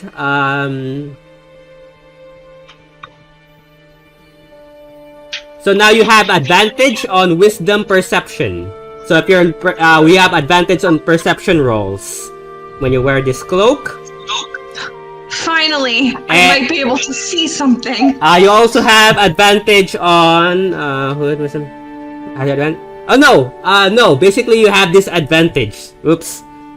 You have disadvantage on perception, but you have advantage on stealth. Oh, right, because the cloak covers your head. It's like somebody described it to me before. It's like the cloaks that the hobbits were wearing in Lord of the Rings, where they could just like pull it up and then they just kind of like blend into the scenery. Yeah. That's what I was thinking too. Okay. So what was the deck of cards called again? I forgot. deck of many things. Deck of many things. Okay. But I call it deck. I call it the deck of total destruction. Okay. So it's a cloak of Sounds elven promising. kind. You can attune to it if you want. Basically, it's 400 gold pieces. So remove 400 gold pieces, Mara. You have disadvantage on perception, but you have advantage on stealth. Yep, I'm gonna put the cloak on, start tuning it. Yep. So you attune to it easily enough. Yeah. You also see a chain mail or a chain shirt or armor and a sword. What about the rings?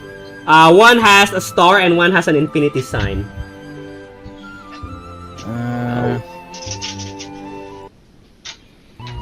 I want to buy them just to see what they do. Yeah. Technically, you can buy almost everything in the stock. Yeah. It's not like I can't sell it later if I can't actually use it. When you sell it, it's gonna be lower the price, basically. Right, because they like to make profit. Yep.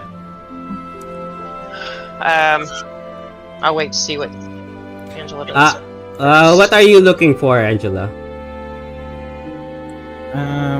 Well, I'm interested in the rings and the goggles. Give me a sec. And this is gonna take a while. The ring. So basically, this one, he looks at the infinity sign. This one is very powerful. It can make you focus on 2 spells at the same time. He points at the ring with that infinity sign. The other one is it protects you. That's what he says on the other one. The one with the shield. The goggles.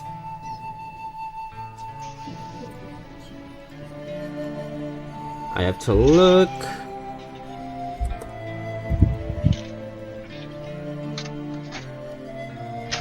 Basically, you can identify things with this. He points at the goggles.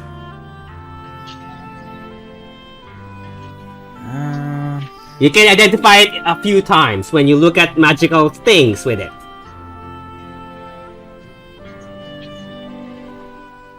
I think I'll just take the 2 rings. Okay, so that would be the Ring of Protect. If you buy it, it's a Ring of Protection +1. You can find it in D&D Beyond. Put it in your sheet. It's 2,800 gold pieces. And the other one is 20,000. The Infinity Ring. The Infinity Gauntlet. Okay, no, I'll just take the protection. Okay, so the Ring of Protection. So it's a Ring of Protection +1. It requires attunement. Do you have a Ring of Protection already or not? No, I don't have it. Okay, so you can only attune to one Ring of Protection at the same time, basically. So when you wear this ring, you add +1 to your AC, and you have a +1 to saving throws. So if I tell you to make a Constitution saving throw or a Dexterity saving throw, you add a +1 to your roll, and you have a +1 to your AC. Okay. He points out the ring. You don't want this ring. The other one with the infinity sign. It's good. It costs 20,000 gold pieces. Could be handy. It's very powerful. You can focus if you've got 2 spells you have to focus on. Don't really have any focus spells that are that important. Anything else? The bracelet. The bracelet. I mean the armband. Oh, this gives you resistance to stuff when you're fighting with magic users. How much is that? 350 gold pieces. Brandy loves this stuff. Yeah, I'll take that as well. Okay, so it is. Give me a sec. So technically, it is an armband of magic resistance. So you have a +1 to. It's basically an iron armband that has runes engraved in it. So, or glyphs. You gain a bonus to saving throws. So you now have a +2 to your saving throws, rather than a +1. So it is. I'll put it in chat. So keep that in mind. That's what it is. It's an iron band. It's a +1, not a +2 or +3 or +4. So and any of his staffs better than the one I've got. So it's a +1. And how many are you attuned to, Angela? The ring requires attunement as well. The Ring of Protection. So This is I'm not currently. Where do I check how many I can attune to? Technically, you have the ring. That's an attunement item. You also have, if you attune to the armband, that's gonna be 2. Do you have magical items with you other than your weapons and armor? No. Okay, so now you can only attune to 3 items, and you now attune to 2. So you can attune to 1 more, and then that's the limit. Does he have any better staffs than what I have? Currently the staffs. So I have a staff of the War Mage. Yeah. The other staff looks like the War Mage one. The other one looks different. You're not sure because it's a different one from what you currently have. If you ask the if you do ask the shopkeep or shop owner, he's gonna tell you that. Give me a sec.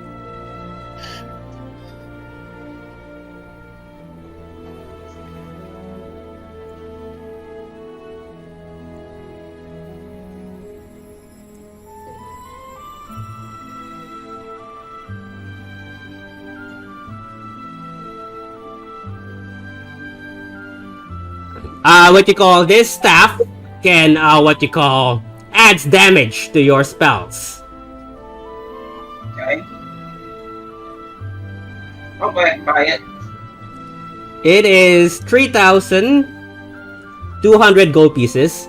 Oh god, it doesn't require attunement? What the hell? Oh, it does. Nice. Oh, it does not. God. And it's so powerful.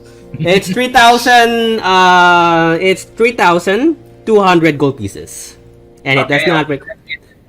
If you buy the staff, it is called the Eldritch Staff. Okay. I'll put it in chat. I'll probably put it in D&D Beyond. But It's not yet in D&D Beyond. But that's what it does. So basically, when you cast a ranged spell, or a spell, basically, it doesn't require attunement. You have to choose one of the stuffs. The stuff that you're currently attuned, or this one. But this one doesn't require attunement. So when you cast a spell, you add 1d10 force damage to the damage, and you add a +2 to attack and attack damage on... you have a +2 to the attack damage, and you deal 1d6. Yeah. Basically, you have a +2 to attack with this staff, and you add a 1d10 force damage when you cast a spell with it. So, for example, you roll the Firebolt, it's a 3d10, you add another 1d10, and it's gonna be force damage. When you use it as a weapon to smack people with it, you have a 1d6 +2 slashing damage. Nice. So it's a staff that has a blade attached to it. Nice. So like, yeah. So imagine a shepherd's staff. So it's a curved staff on the top, but it's rather than a wood, it's a blade. So it's like a scythe, basically. It's like, okay. So yeah, it's. I would also like to check out the blacksmith and see. Yeah. If we need the adamantine ore for anything. Okay, so deduct 3,200 gold pieces, Darella, and you now have the Eldritch Staff. It's in chat. I'll show you the... give me a sec. So you guys are... which are you looking? The armor or the... basically, the armor has the adamantine ones. So who bought the armband? Angela, I believe. Nice. Give me a sec. Wait for everybody to finish their shopping, and she's going to go to town and start. Well, going to start buying up a lot of stuff, probably. Yeah. Basically, if you're gonna look for diamonds, they have at least two 100 gold pieces worth of diamonds. So that's 200 for both. But that's the only that they have. Currently, diamonds are very expensive and rare. Give me a sec. No. Give me one sec. Sure. Right.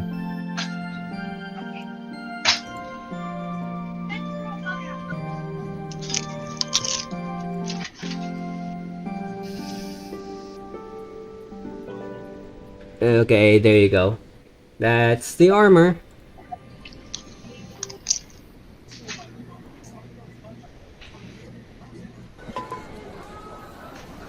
As you guys head to the blacksmith. I'm still at the magic shop, the rare rune shop. Yep. There I'll go to the blacksmith. Yeah. I wanted to buy those goggles. I want to know more about the 3 books that he has. Oh god, okay. The goggles. So while you're looking at that, Vendelte, let me guys know if you have other things you guys want to do. Goggles.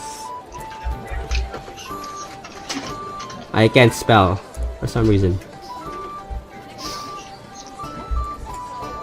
So adamantine ore doesn't do me any good. I think they also have weapons. So goggles, it is the goggles. Are you buying the goggles, Miso? Depending on the price, because you said that it can identify things a couple of times. It's 300 gold pieces. Then I'll definitely buy that. And it's called Goggles of Identification. So basically, it has 3 charges. And it charges, you regain the charges 1d4 expended charges daily at dawn. You can cast Identify, or should I say, the goggles cast Identify for you, so you don't have to use a spell slot to cast Identify on any magical items. So Does it require attunement? It does not. Yay! So technically, you have goggles. So they're like this, gold goggles, basically. So it's in chat. I'll probably add it to D&D Beyond. I have not added it. You guys have bought so many stuff. I have to take note. And you said that they had 2 diamonds, each worth 100 gold each. Eldritch staff. Give me a sec. The goggles of identification for Miso. Angela, what did you bought? Bought the Ring of Protection and the armband of magic resistance. Armband. So the magic, armband of magic resistance. Resistance. +1 for Angela. And the cloak for Mara, which is already on D&D Beyond, so I don't need to do that. Wendate, what did you bought? I didn't buy anything. Okay, good to know. The books, on the other hand, basically. Do any weapons require adamantine, or is it just the armor? They are. Give me 1 sec. Nope.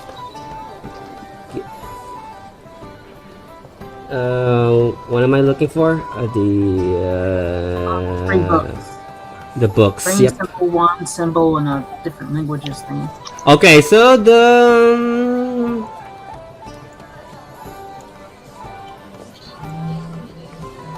Give me a sec.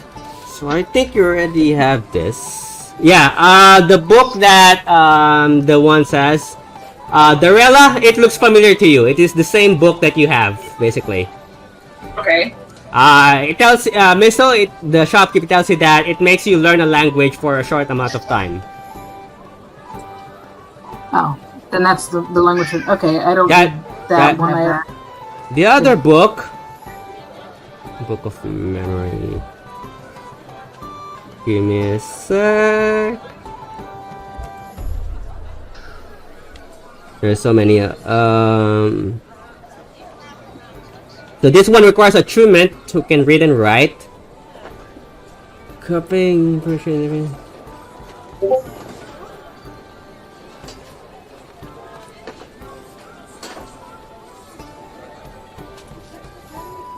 So basically, for example, it's magical. This is a weird book because it tells you that it can copy documents.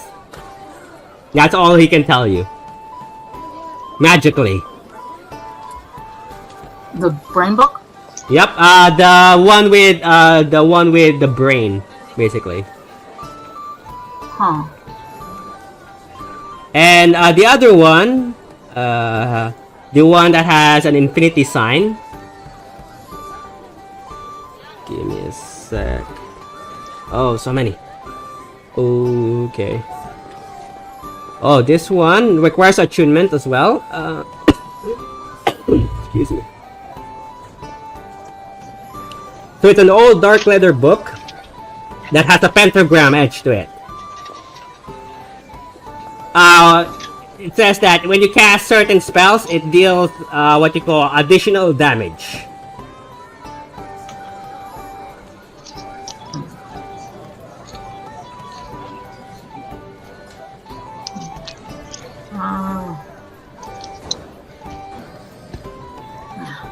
Look at my. He looks at you and says, "If you're a spellcaster, you should buy this." He points at the ring that has an infinity sign. It's 20,000 gold pieces. It's very rare and useful.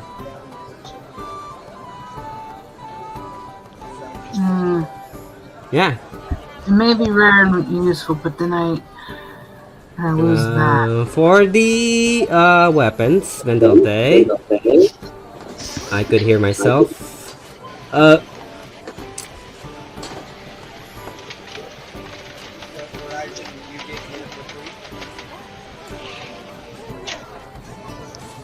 Is that the weapons? Did I project it right? Or is it that armor?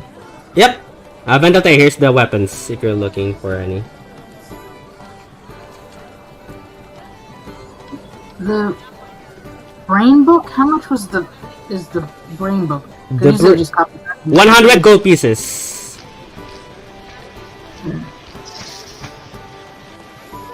I mean, that might be useful, actually, I think. I'll buy the brain book. that doesn't require attunement, right? It requires attunement. It does require attunement. Do you buy it? Yes. Okay. I can hold on to it. Okay, give me a sec. Darella Miso Book of Memory. So basically, this is an interesting book. It's common, but it requires attunement. It's a wondrous item. I'll put it in chat. Hopefully it fits. It does not. Onto a page. Give me a sec to copy the last part. So technically what it does is you can put a page or a document like a contract or any contract basically and put it on the book and it duplicates it. Right? The book becomes a true identity creature. Yeah, I put it in chat basically. So basically it copies the information in the book. Okay. That might come in handy a little bit later. So technically, what you can do with it is like if you're trying to steal a what you call a contract or a seal, rather than obviously you cannot steal the contract, you can borrow it, put it in the middle of the book stealthily, and it will copy all the information in that book for I think a short amount of time. Or you can easily do that with spells. You can rip a spell book, put it there, it would copy it, and yeah. That would work for not actual spells like a spell scroll, but just like okay, this is their notes. On Yeah, not a spell scroll. It's just like you can copy to your spell book, basically. Okay. Handling or drawing, but it's basically like a scanner. So the book itself works as a scanner. You put it on the middle, it will copy everything on that page. And then, yeah, anything including symbols, pictures. Okay. Would I have to rip out the pages from the original book in order to do that? Yep. Or yeah, you do. that would be bad. Okay, that's So I'll also add it in D&D Beyond. I have not added it, but yeah, you have a book of memory. Vendalte, are you buying anything at the blacksmith? No, I'm lacking silver ore. I have the dragon claw, and I have the adamantine, but I don't have silver.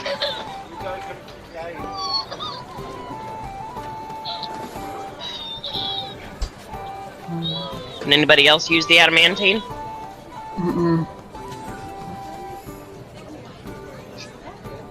The language that lets you learn a language for a short amount of time. What does that actually mean? Technically, it's like it gives basically for a short amount of time for like an hour or no 24 hours. Yeah, you can attune to the book, and you learn a language that you do not know. Okay, so and then you have on the next day you have to attune to it again to learn another language. So only one person can attune to it. It has a green cover. It's quite glossy and nice, but yeah. Okay, then I won't get that one. So you got the goggles and the book of memory. Yeah, you said somewhere there was somebody had diamonds, but I don't know if that was a different shop. Worth 100 gold each. No, I think that's a different shop. Because this is the shop.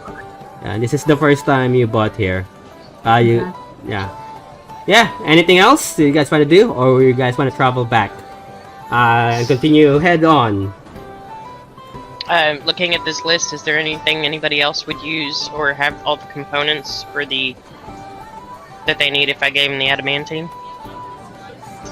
Nope, I'm all set. Okay. Yeah. Okay. And I guess we're done. So, you guys are currently in Monartil. Where do you guys go? I think we're headed for Zatanis. You guys headed to Zatanis? So how do I go into this? Yeah, we're supposed to take I don't know how long we spent with the maze and stuff. Are we supposed to take like a rest or anything, or was this? It is a week's travel. No, it is at least 4 to 3 days travel. Oh, okay. At this time, you won't be exhausted anymore. You'll be back to normal. So, are you guys heading to Zatanis from Monartil? Yeah, for sure. But every day I want to be able to go into my little pouch because I forgot about it for the last duration trip. But each morning I need to go and pop out my money from the pouch.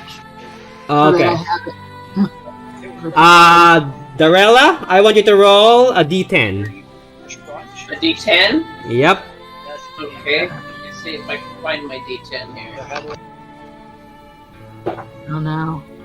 I got a 10. Goody. The party dies. No. The curse of the 10. Okay, we start over. Where is it? To travel by land. The party finds a short. The party finds a shortcut and decreases the travel by 2 days. So in 2 days, you reach Zatanis. Nice. You start to enter this desert. And then you start to see something that looks like this. Surprisingly, you do not encounter anything. You start to feel sweat on your body as it's very warm. The buildings here are made of sandstone, and you have entered. That looks like this. Put my warm weather clothes back on. Yeah, some of you have to remove some of your armor just to get the fresh air as you enter the city of Zatanis.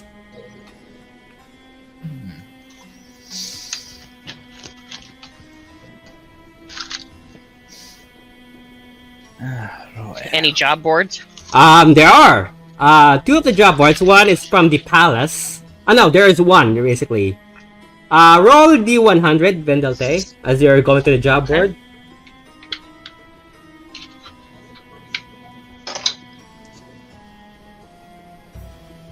$78. 78.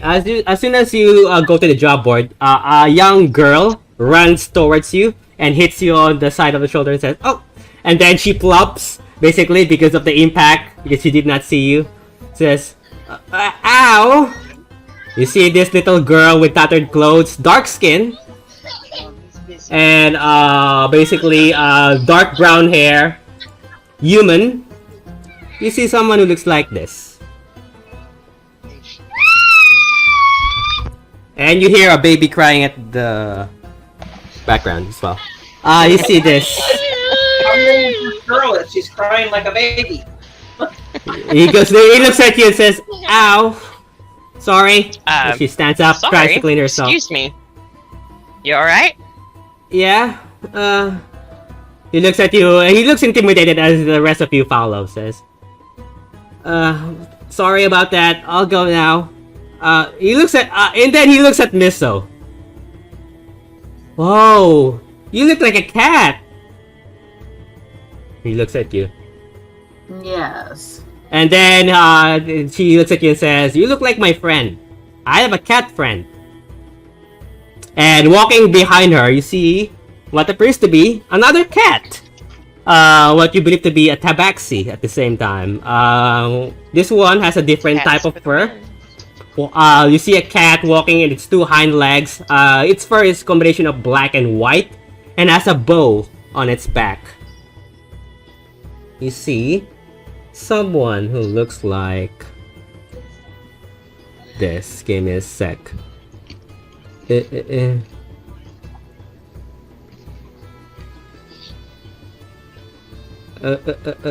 is it? Where are you? I can't find you anywhere.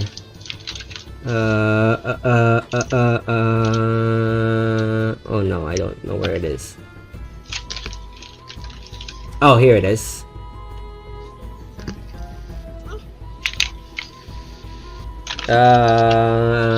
You see someone who looks like this.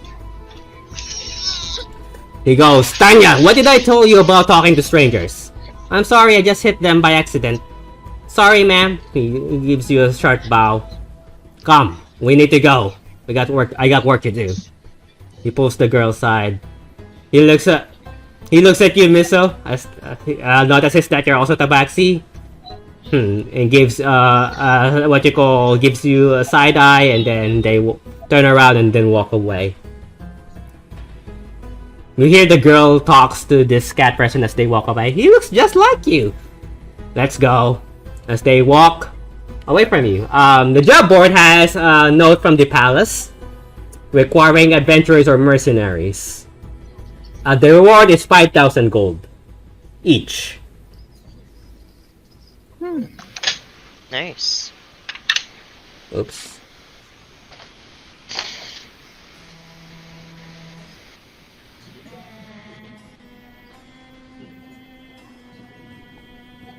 Anybody gonna say anything? What do you guys do?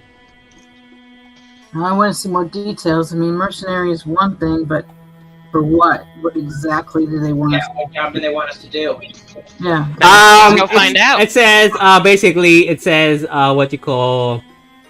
those who they want people who wants to kill things, basically. More details will be given once you talk to the emperor of Zatanis. Or the Sultan, basically, the Sultan. Sultan, yes. Let's go see us the Sultan. Okay, so, where is it? So many NPCs. I can't. Where is it? Where is it? Where did I put it? No. So...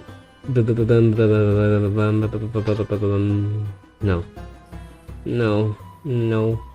Oh, here it is. So you see this, if you approach the palace and you, inquire about the note in the job board, you see someone who looks like, and then they escort you to the Sultan. You see someone who looks like this, wearing these gold robes, dark brown leather turban, white grayish beard, human, and yeah, sitting on a throne room. Kind of looks like a taller Russian version of Jasmine's dad from Aladdin. Sure, we'll go with that.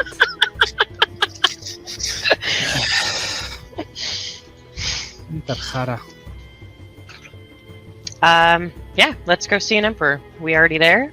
Yeah, he looks at you and says, "Why do you bother me?" We noticed your posting on the job board, and we were coming to inquire about further details on this job. Well, basically, he tells you that my palace is a gem of the city. All was fine until one night screams echoed down the palace storage chambers. My guards arrived to find my servants being slaughtered by merciless band of hellspawn giant scorpions. My city guardsmen tried to push the scorpions back into the holes from which they came. Ever since, my men have fought a losing battle. Giant scorpions have continued to pour through those holes into the palace. Ultimately, I ordered my military chief to seal the chambers in hopes that the scorpions won't break through. I want you to deal with it immediately and find out what's causing those scorpions to keep coming back in my palace. You'll be rewarded for your service.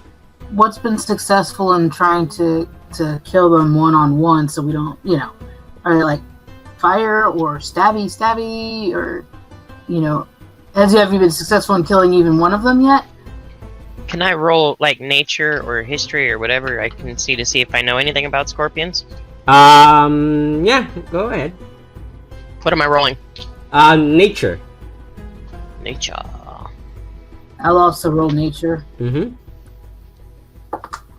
I got a nat 20 plus whatever magical thing. Which are plus 7, so nat 20 plus Yeah, easily 7, enough. 27. 27 for me. Yep, Yeah, we both got 27. Nice. You know that scorpions are poisonous. You know that they should be at least fist size, but the Sultan mentioned giant size, so you're not sure how big they are. Probably bigger than you guys. You don't know. But knowing about scorpions, do we know like any weaknesses or anything else? Other than that, you don't know if there are any weaknesses. Okay. You know that there are small creatures, at least from what you have gathered. Are you gonna take the job? Yeah, well, if it's killing scorpions, then that'd be fine.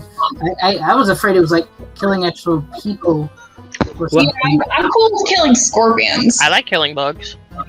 I don't like bugs. Okay, so yeah, so the city guards escort you to this giant stone doors, giant wooden doors that have metal plates on the sides. They remove what appears to be this giant wooden log that is blocking the door. This hatch. And it leads to a series of steps. The stench of blood begins to enter your nostrils, very familiar, and you start to hear crackling sounds like...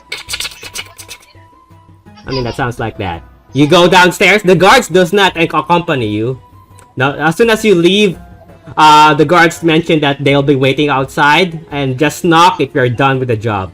They close the doors behind you, and then you hear the hatch being put back in place. I'm gonna show you where you guys are now. Everybody seems compelled to seal us into rooms. Yeah, weird. Oops. It's a massive chamber, even though it's a storage area. You do see bodies as you begin to do. And I'm gonna show you.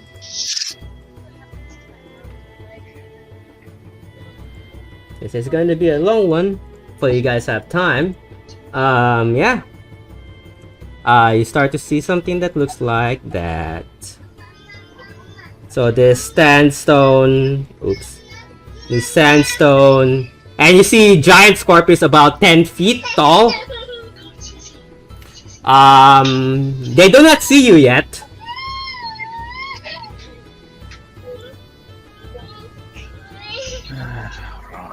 But you see bodies, lots of bodies. What appears to be both guards and townsfolk.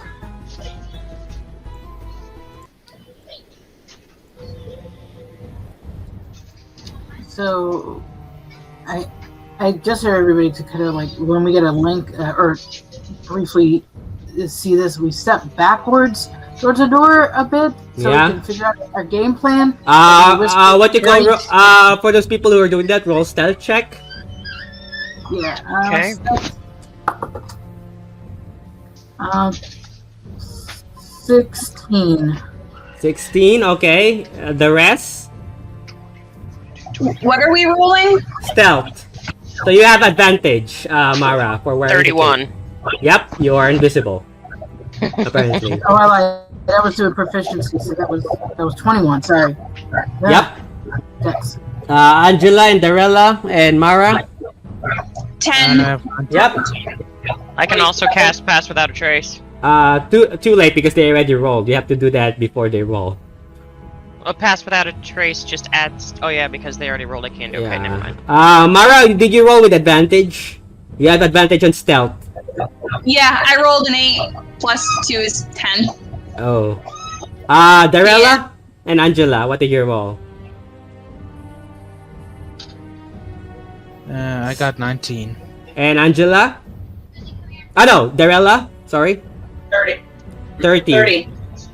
Surprisingly, the scorpions do not see you as they have a passive perception of 9. They're too busy doing scorpion things. Yeah. How do we want to divide? As I'm whispering. You do see holes on the ground, gigantic holes that appear to be erupted from the ground on the stone pebble, what you call sandstone pebble tiles throughout this entire building, and it goes beyond. 5, 10, 15, 20, 25, 30, 35, 40, 45, 60. Yeah. And there's lots of scorpions. At least you see in this size you see at least more than 2. At least 3 or 4. Currently, there's 2 near you guys.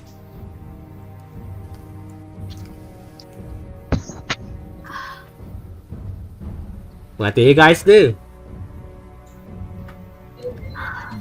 Well, we need to figure out what's gonna cause them the most hurt. What do you think? Fire? Ice? Probably ice because they like heat. Mm. Oh, that's fair. Deserts are cold at night. Do you think they'd be weak to a little stabby? Maybe. Maybe a lot of Places.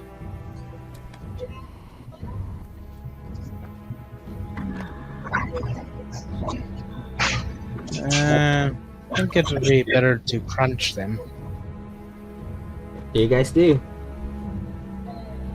Where is it? Yeah. Too bad there is a cantrip. Exterminate. Can I cast my rights before we enter battle? Yeah, it's up to you. I'd How like long to does cast- those rights last? Until I put the weapon away. Okay, so if you have your weapon with you, yeah, you could guess it. Yeah, I'll just have my weapons out and cast on them. Mm-hmm.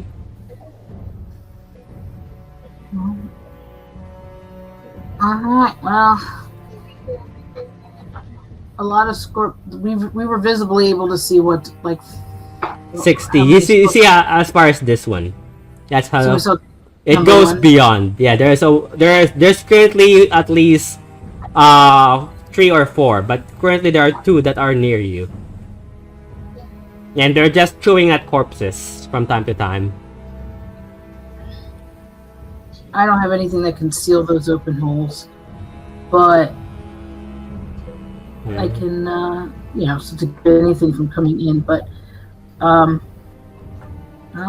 I guess we just start in the beginning and just start attacking, and then I will get my spells off in the distance to hit them with as many elemental. One of you can cast a spell. The moment you do, we're gonna roll initiative. So one of you can attack. I would say no, because this is an ambush. So you guys get a turn each, and then we'll roll initiative. Okay. Then as I'm talking to everybody, like I can hit something with one of them with an where's my spell? Ice with an ice thing, ice knife.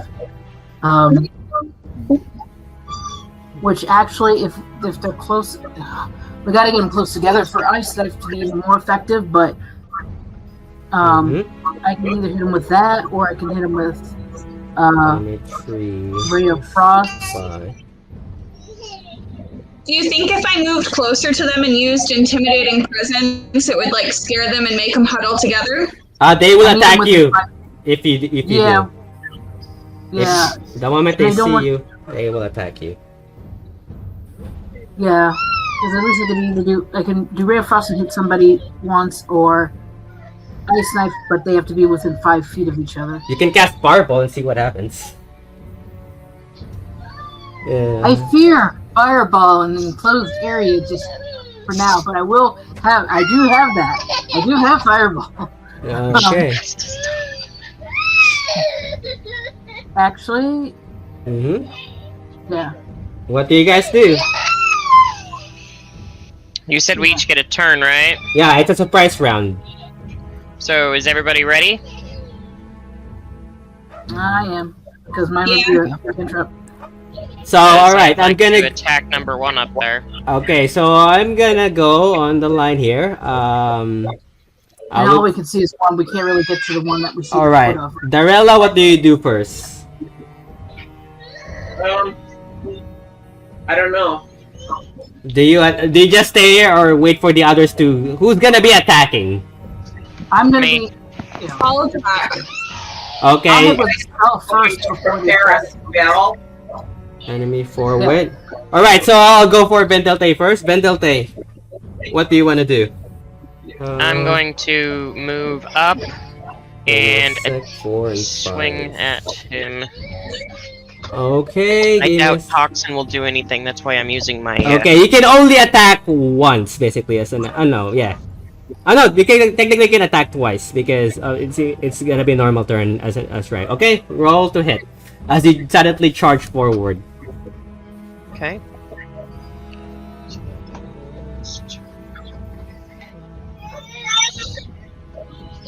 Then we roll initiative after you guys. Oh.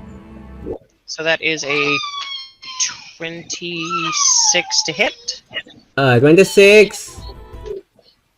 Give me a sec. 26 will definitely hit. Okay. 26 will definitely hit. Yep.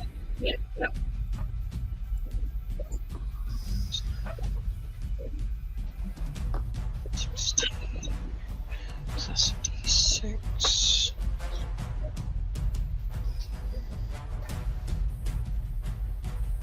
So that is 16 slashing damage 52. and 16. 6 lightning damage. So that's 20. I hate math. 24. 16. Yeah, 22. Right? 22. Okay, that's one. Anything else? Oh, I forgot to add the.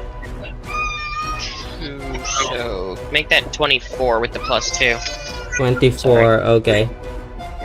And then my flaming dagger. 14 1. That is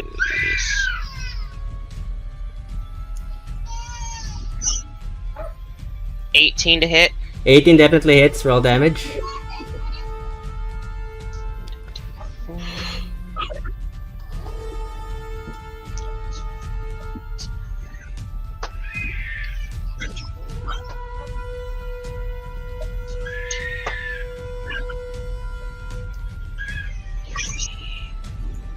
.26 damage. 26. Yeah, she did not like that. Anything else? And a very large, all except 9 of that was fire damage. Okay, yep. Anything else? Disengage and step back. How far? Let's see, how far did I go? That's 5, 10, 15, 20, 25, so I can go 1 space above where I was, and then I'm out of movement. Okay, right here? No, where I started. 1 space above where I started. Oh, okay. So how far do you go? 1 space up from right there. Right here. Nope, up. Sorry. Right There here? you go. Okay. Yep. Alright, so next is gonna be Miso. What do you do? Well then, let us just do, toll.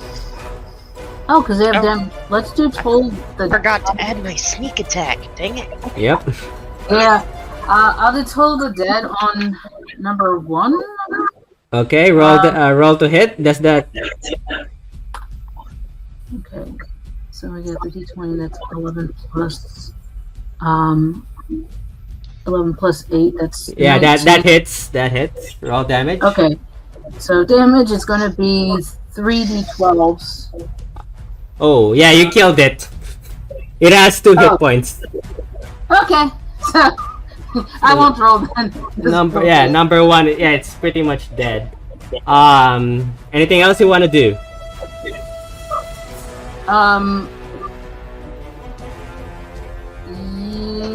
Yes, I want to move. No, I need to use my action to start blade singing because by now everything else is alerted to what it is, and I need my AC up. So that gives me a +3 to my AC. And I will stay where I'm at right now. Okay, Angela, what do you want to do? Oh, by the way, you guys have recovered your spell slots because you guys traveled for 2 days. So keep that in mind. And your hit points. So Angela, what do you want to do? Hit points that I lost again when I cast my Crimson Ray. Let's see here. Well, I wanted to attack, but the attack I have does more damage to creatures that already took damage, so... Currently, the one that took damage is dead. So the other scorpions are not damaged currently. Can I skip my turn? Okay. Mara, what do you do? How far away is Scorpion 4? 5, 10, 15, 20, 25, 30, 35, 40, 45. More or less 45 to 50 feet. Okay, can I move up? Because I've got 40 feet. And then I'll attack twice with Titan's Tooth. It has a 5-foot range. 25, 30, 35, 40. You reach until here. Oh, not close enough? Yeah, it's 45 or 50 feet. Well, if it were 45, I would be able to reach, but... Yeah. So, 5, 10, 15, 20, 25, 30, 35, 40. Ah, you can reach the other scorpion, which here. Okay, we'll do that. And attack twice with Titan's Tooth. Right. 5, 10, 15, 20, 25, 30, 35, 40. Oh, wait. Right? 5, 10, 15, 20, 25, 30, 25, 30, 25, 40. Oh, no, you couldn't. Ah, you could reach this one. Sorry. This one, number 2. Yeah, roll attack. +2 if you're using the sword. Plus your proficiency bonus. 16. 16 hits, roll damage. For your first swing. First swing is 13. 13, with what you call with a +2? Yep. Okay. That's all the math. Okay. And then the second one... Yeah? And then the second one was 12. 12 misses. Oh, I'm sorry. I rolled damage twice. My bad. Let me... Oh yeah, you have to roll the hit to hit for the second attack. Okay, my second attack was 19. Yeah, 19 hits. So 12 is the other one? And then 12 for damage, yep. Okay. And then can I use Rage as a bonus action? Yep. As you scream. So technically, if you want to do deal damage, you have to rage first before you attack. So you cannot add the +3 yet, basically. Did you add the +3 already? No, I didn't. Okay, so now you can. Yeah?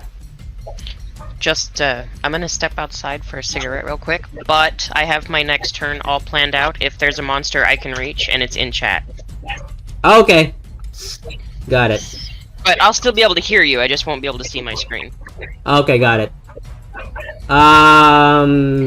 Anything else, Mara? How far did I move again? It was 30 feet? 5, 10, 15, 20, 25. Yeah, 30.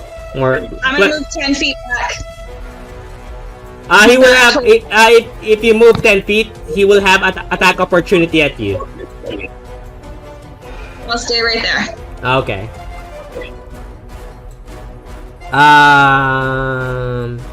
Yeah, with that being said, we're gonna roll initiative. That's what I forgot to do, was roll initiative. Mommy, roll initiative for me. I get a +9. Okay. I rolled a 10. 10. Okay, for Mara. Still better than the others. 9 Scorpion, 2. Carol got 28. Oh god. 28 on the highest. Okay, anyone else? Misso. 18 total. 18. Yeah. Darella. 24. Still good. And Angela. 17. 17. I hear wind. Scorpion 4. Okay. Alright, so top of the round is Vendalte. Alright, if that monster is within 45 feet of me, then I can run up and use the attack that's in 10, chat. 15, 20, 25, 30, 35. Yep. It's in chat. And then I will disengage after and step back 10 feet. Oh god. 23, yep. 22, 24. Yep, you killed number 2. Vendalte, what you call, kills number 2, and you step back 10 feet. 5, 10. If it's dead, I don't need to step back. Okay. Just leave me where I'm at. Alright, Darella. Okay, I am going to cast Firebolt. Let me see at number 3. What's the range? 120 feet. Yup, that reaches, definitely. Roll to Okay. hit. Roll a d20. I thought it was fire. Add your proficiency bonus. Okay.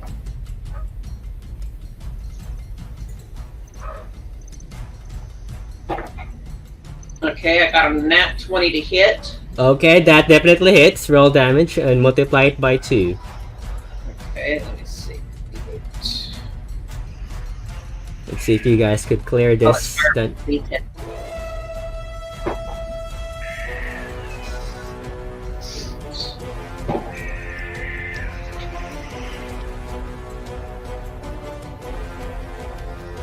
Team.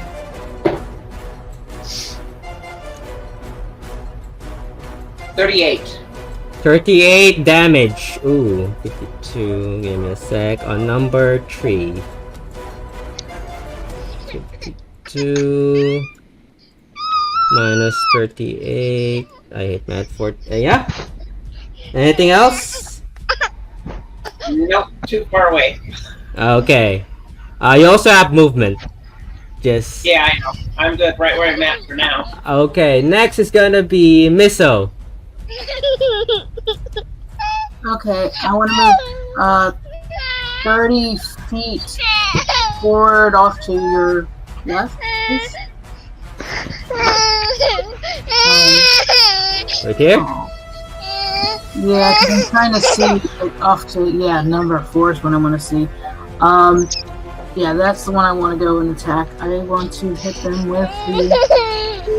what was that? With the firebolt. Which one? Well, number 4. Okay, roll to hit. Add your proficiency. That is 5 plus. That is 9. 9 with your proficiency. Yeah, we'll roll to 5. No, that misses as the firebolt passes on top of it. Anything else you want to do? I want to...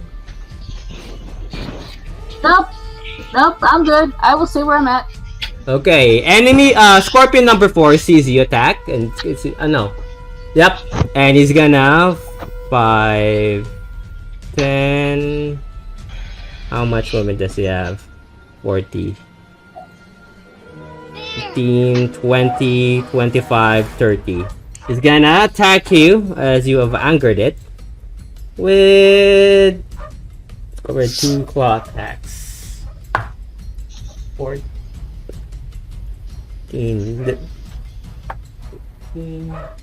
Does an 18 hit? I have exactly an 18 AC. Okay, so that hits. And then, he rolled that one on the third one. So you take, hello, 6, 48 plus 2. 1d8 plus 2. God, he rolled terrible. You take 3 damage. He rolled a 1. He rolled a 1. Yes, keep those dice. Keep those dice. Okay, so that's his attack is gonna be Angela.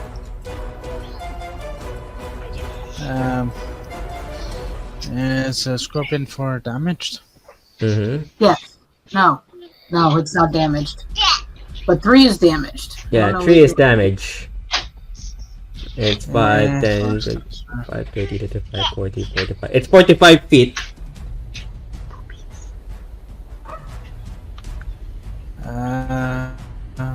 Wait, number 3 is 45 or... No, number 3 is 45, number 4 is like 20.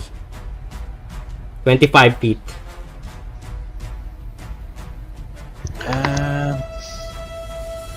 And move towards 3 and cast Toll the Dead. How far do you move?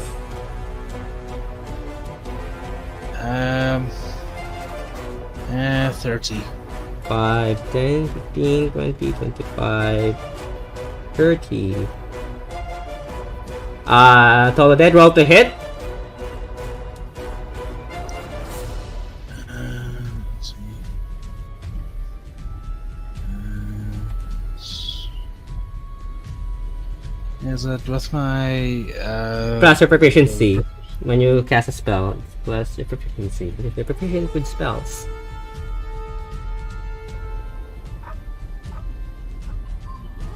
Oh.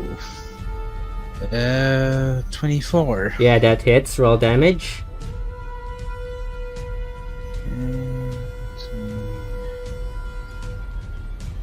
Number 3.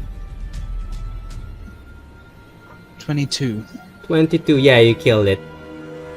Number 3 is down for the count. Leaving one more in this room. Yeah, anything else you want to do?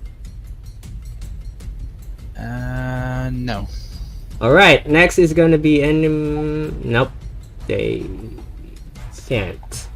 Enemy sick. Mara! Oh no. Yeah. Okay, I'm gonna move up to number 4. 5, 10, 15, 20, 25, 30. Yep. Okay, and then I'm going to attack with Titan's Tooth. Go ahead, roll. 21 to hit. 21 hits, roll damage.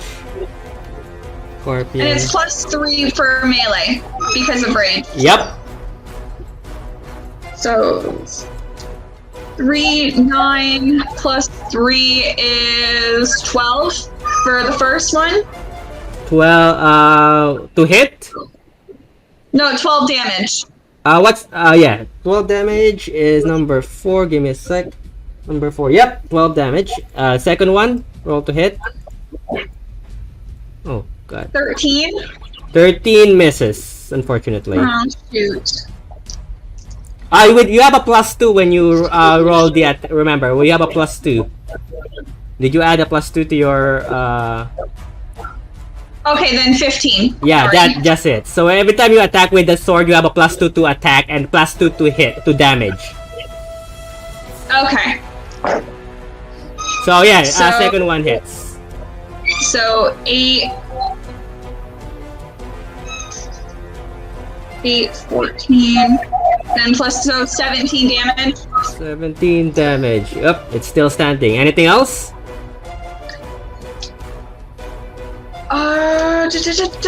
Nope, that's it for me. Okay, going to top of the round, Vendalte. Alright. 6, 7, 8, 9, 10, 11, 12. Alright, so I got a 29 to hit. Oh no! Sorry, moving over. 5, 10, 15, 20, 25, 30. Yep. 29 hits, roll damage.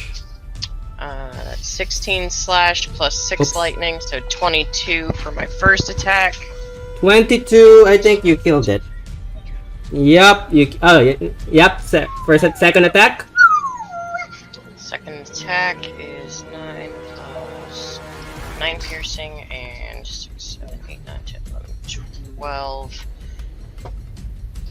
17 fire. Yeah, you damage. killed it. Okay.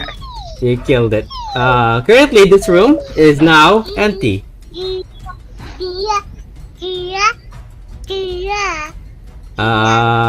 Oops. Can we check the bodies? The bodies are completely torn. They look like a mixture of civilians and guards. There is what you call a pat on both your left and right, going north. There's a path there. And a path to the right. Let's head to the left this time. We went right last week. Yeah. So. Did you guys notice that there were more holes than scorpions? Yes. Yes, I did. I'm trying not to think too much about it. I don't The want to guards look may down have the killed holes. some. Yeah. I don't think we should drop anything down the holes in case we can actually put down there and then they all flood up from there if they're not already on I know if you wanted to consider dropping something down there, but I don't see any other scorpion bodies, so I don't know if the guards got any before we got here. Mm-hmm. their way. I don't think they did unless the scorpions ate their own, and I don't think so. We're still at initiative, okay? So Yeah. So we'll come back for everything. So where do you guys go? I vote left. There are Yeah, let's go to the left. left. Alright, so Vendelte, I guess you go for, what's your movement? 45. 5, 10, 15, 20, 25, 30, 35, 40, 45. We just reached that. So Mara, what's your movement? 40 feet? 5, right? 5, Yeah, 10, 40 15, feet. 20, 25, 30, 35, 40. We reached there. Miso, what's your movement? 5, 30. 10, 15, 20, 25, 30. You go here. Mine is 30 as well. Okay. You're the farthest one. 5, 10, 15, 20, 25, 30. And Angela, what's your movement? You're the smallest. 30. So technically you get 5 here. 5, 10, 15, 20, 25, 30. We reach as far as that. Alright, Vendelte, you see a scorpion on the other end of the room. Alright. I would like to go attack it. Okay. Technically, it can't reach you, so it's gonna be you again. 5, 10, 15. Roll to hit. It's in chat. Oh god. Oh, give me a sec.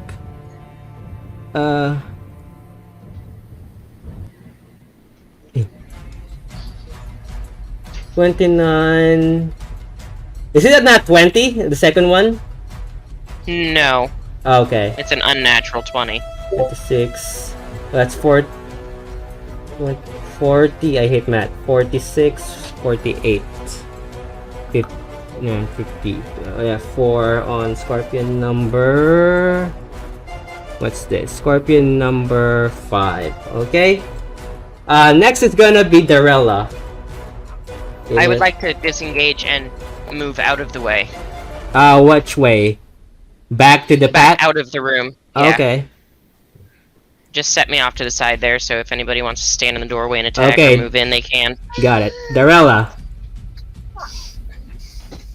Moving up 30 5, feet. 10, 15, 20, 25, 30. You reached there, fortunately. And I can't see inside the room, so I can't really cast a spell. Yeah. If he had moved catty corner instead of straight up, you'd have been able to see in. Yeah. Wait, 5. Oh yeah, you can move Just here. move one space left, yeah. Yeah, now you can see it. Okay, I will cast.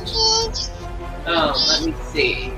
Do I have a good area spell that I can just take it out with? I don't know.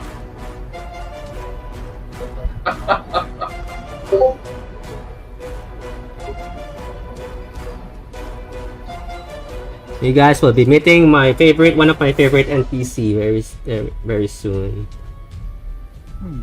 Okay, I'm going to cast Burning Hands.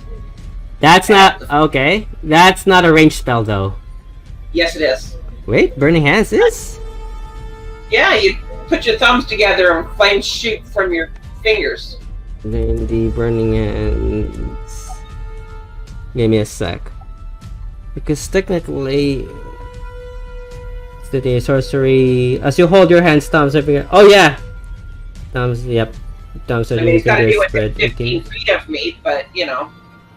Yep, 15-foot cone. Oh yeah, it is. Okay, so I'm going to cast Burning Hands. 5, 10, 15. It's not gonna reach though. It's not gonna reach? 5, 10, 15. It's just gonna reach the entrance of the hallway. Okay, then I'll just cast the other one again. Firebolt. Okay, roll to hit. Okay, I got, let me see, where'd my 20 go? There it is. I got another nat 20. Dice like me tonight. Yup, it's dead. That's just a hit. Yeah, it has a 4 hit points. You clear that area. Oh, let me roll the hit. Let me roll the damage. That's 10.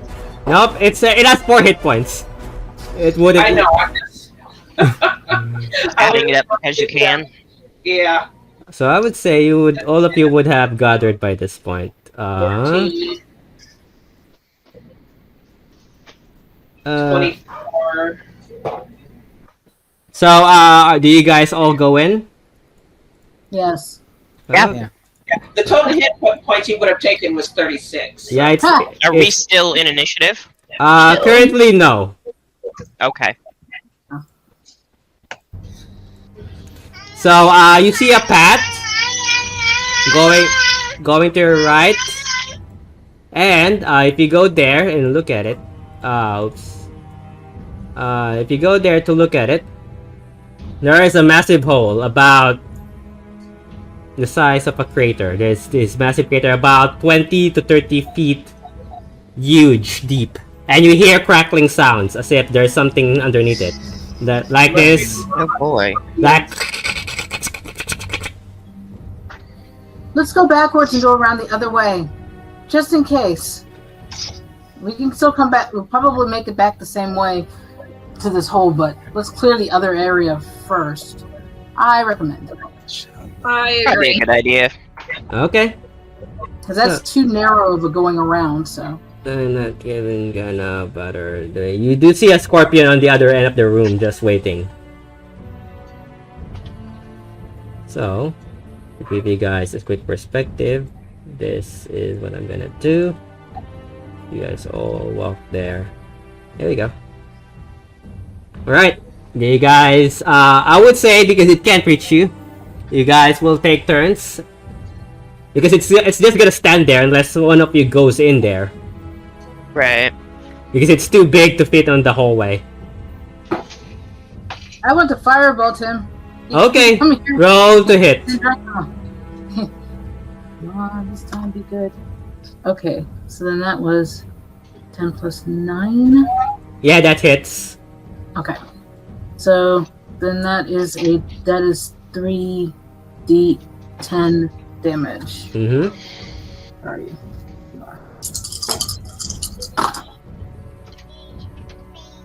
That only is 11 damage. Yeah. Yeah. Anything else you guys want to do? It can't reach you, so technically you could just... No, I'm not gonna. I'm good. It's just looking at you angrily. Yeah, let's hit it with a bunch of ranged things.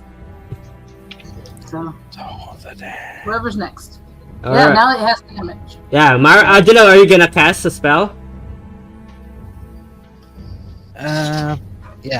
Okay, roll to hit. Last one, because it's too big to fit. 22. 22 hits, roll damage.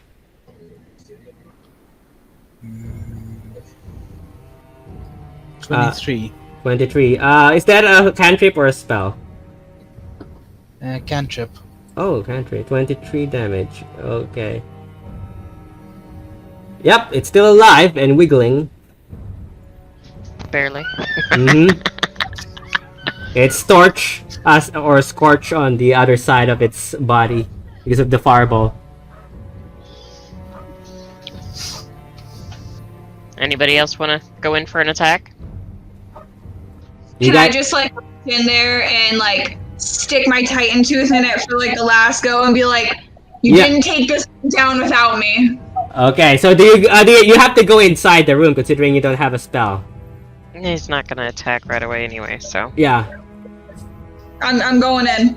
Okay. So roll to hit, and then we're going with the initiative. 27 to hit. 27 to hit. Roll damage. 10, 16. I'm still in rage, right? Yep. Okay, so 19 damage. 19 damage. Yep, you killed it. Huzzah! It drops on the floor. Wait. I walk back triumphantly, like, there we go. I helped. So yeah. No, you have to cast rage again. Basically, after that.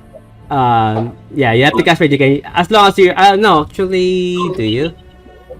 How does rage I think work? it lasts for a whole minute or 2 minutes if you're not Yeah. taking So damage. you can only cast rage one more time, basically. Oh, okay, then I hit it for 16 then. Okay, so you do not rage, basically.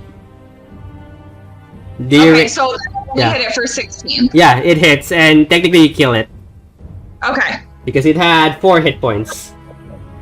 okay. Oh no, it had. Oh no, what's the damage? What did you roll? It's Oh, I rolled 27 to hit, and and then I 16. rolled 19 damage with the 3 for rage, but that would just be 16. Okay, so roll again to see if you kill it because it still has hit points. By the way, Okay, I do have a second attack. Yep. So, roll to hit. 11. 11. 11. That's 11 plus 10, so Yeah. 21. Yeah, that hits. Roll damage. 9, 6. Yeah, it's dead. So, You killed it. okay.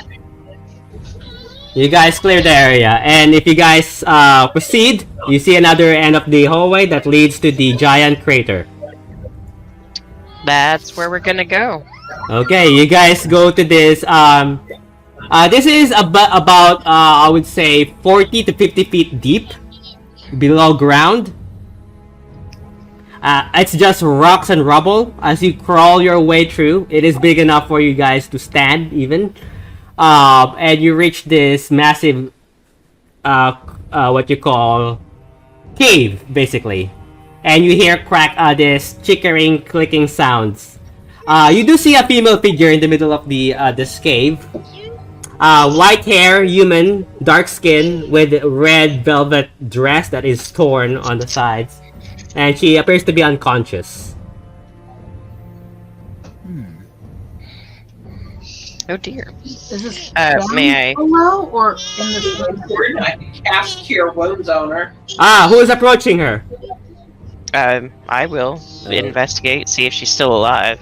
Okay, who else? Is everyone all approaching her? I'll go with her just in case I can cast Cure Wounds. Give me a I sec. want to stay a good distance. Do I roll medicine to see if she's alive? Roll medicine. That is 14 plus 8. Oops. Give me a sec. That's a 26. Yep, she is okay, but injured and what you call scratches on her sides, basically from the impact. Give me a sec as I show you. As I prepare something, 1 sec. There's Angela. Yeah. Oh, looky, you get to meet her. Finally, I was waiting for this moment. So so Darella and Vendelte is approaching. Who else? I did as well. Okay, Mara is approaching. And Miso and Angela. I'm staying back in case I have to, guard the flank. Angela, what about you? I'm approaching. Okay. As you approach, what you call, she is appeared to be she does wake up a bit. Says, thank you. You're not supposed to be here. It's too dangerous. I think we'll be alright. What are you doing here? People are... We were sent in by the Emperor to take care of the scorpion problem, or the Sultan. Oh, she just looks at you with a worried look and says, there's probably more of them here. Give me a sec. Where's that picture? I'll show you the picture later because I want it to be a surprise. But first, let me just find this. Where is it? I can't find it. No. Yeah. Okay, one sec. Where is it? I know I have it somewhere.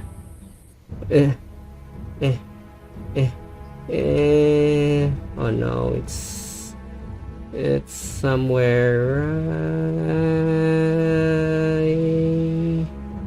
For some reason, I don't know where it is. Salvation now.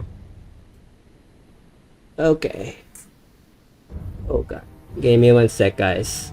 Where is it? Oh wow.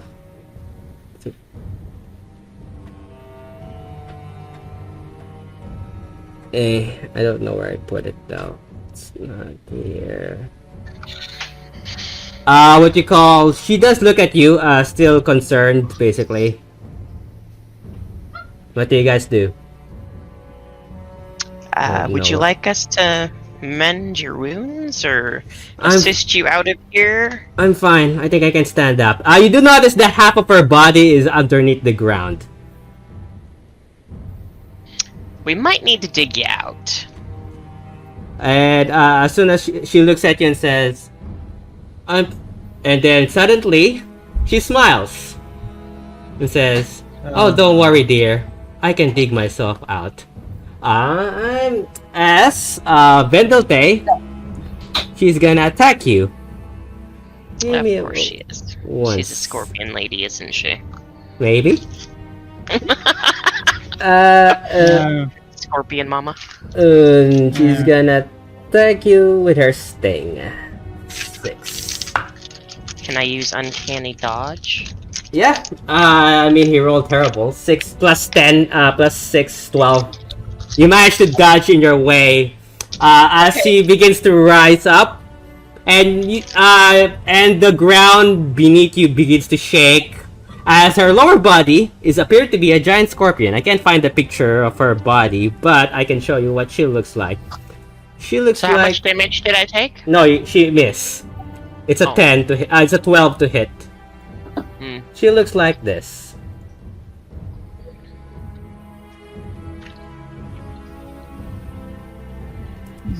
Nice. I'm gonna show you because this is a surprise round as giant scorpions starts to erupt from the ground where you guys are. So they will have a turn against you. I want you guys all to roll initiative again. I'm gonna, and she has a lair action as well. I have 22. 22 is missile. 12 for Vendelte. 13. 13 is for Mara. Yes. Vendelte, what did you roll? 12. 12. Oh, this time you rolled. Mara is more faster than you. No. Yeah, I rolled a 3, so. Yeah. Angela. 11. Okay, and Darella. 17. Okay, so Missa goes to go first. Let's see if surprisingly, she rolled terrible. No. Lair action goes to Missa. One moment, I have to do math. But she rolled an 8. The scorpions, though, also rolled terrible. 1 and 2 is 5 and 7. 1 and 2. I'll show you the map soon. Give me a sec. Let's do. 7 is 2. 11. They still roll terrible for the most part. 3 is 19 though, so that's good.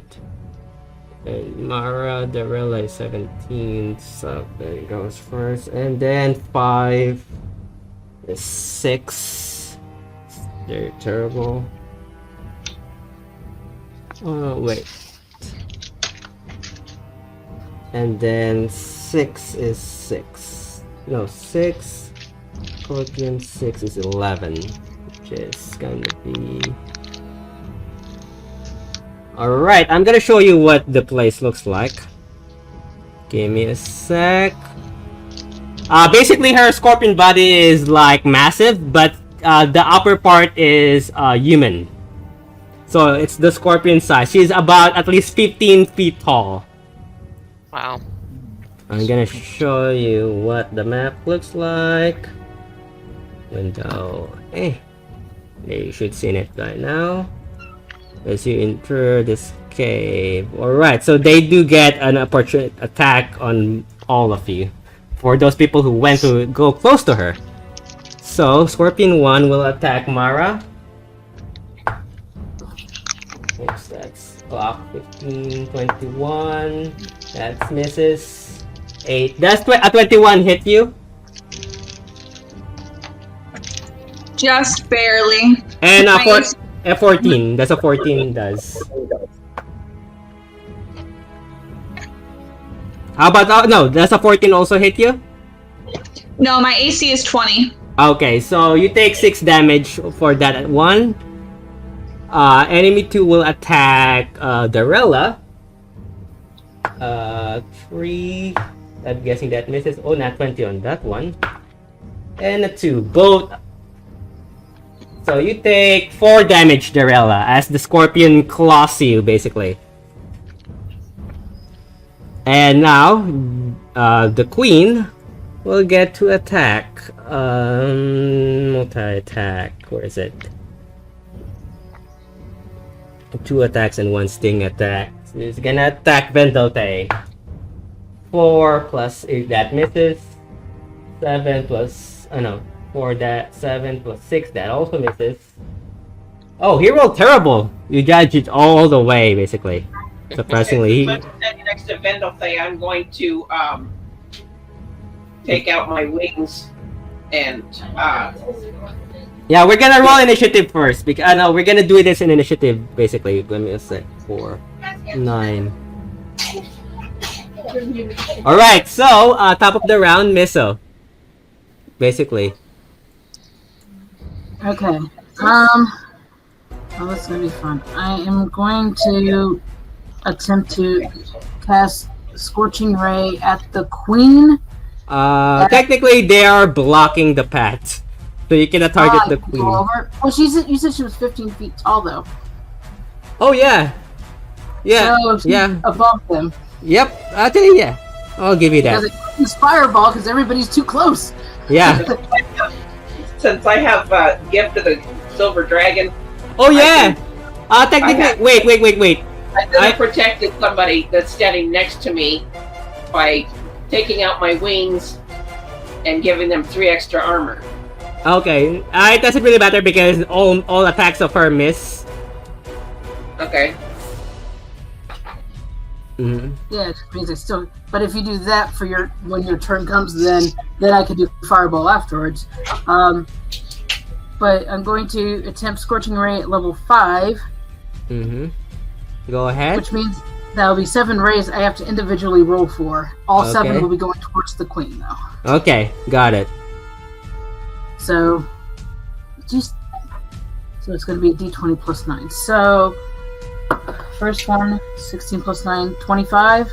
25 definitely hits. Roll damage. Okay. 25. So each of those is 2d6. Okay, it might be easy for me to do roll for each one and then roll, like to see if they hit and then roll each of them. Yeah. They're all hitting her? Yeah. Okay, sorry. Okay. So the first one hits. Second one. Where is it? It is a 12. 12 misses. And the third one is 17 plus 9, 26. That hits. And fourth one, 7, 9 is 16. 16 hits, just hits. Okay. Oh, here it is. Fifth one is... So technically this is what she looks like. The scorpion body. I finally found it after trying to... Yeah, that's what she looks like. Nice. And then I have 18. Oops. 18 hits. And then it's another 18. So that's what she looks like on her scorpion form. So if you've seen the mummy, that's what she looks like. Scorpion King. The number 6 was another 18. Yep. And the 7th part That hits. is a 21. 21 also hits. Okay, so that's 1, 2, 3, 4. So that's 6. Okay, 6 times 2 is just that's 12 d6 that I need to roll. Okay, roll. Next one is gonna be the lair action. This is my first time using a lair action. Good job, Katie. Come help me decorate the pizza. So D1, 1d8. Really? I really keep rolling terrible. Let's see. Well, you think?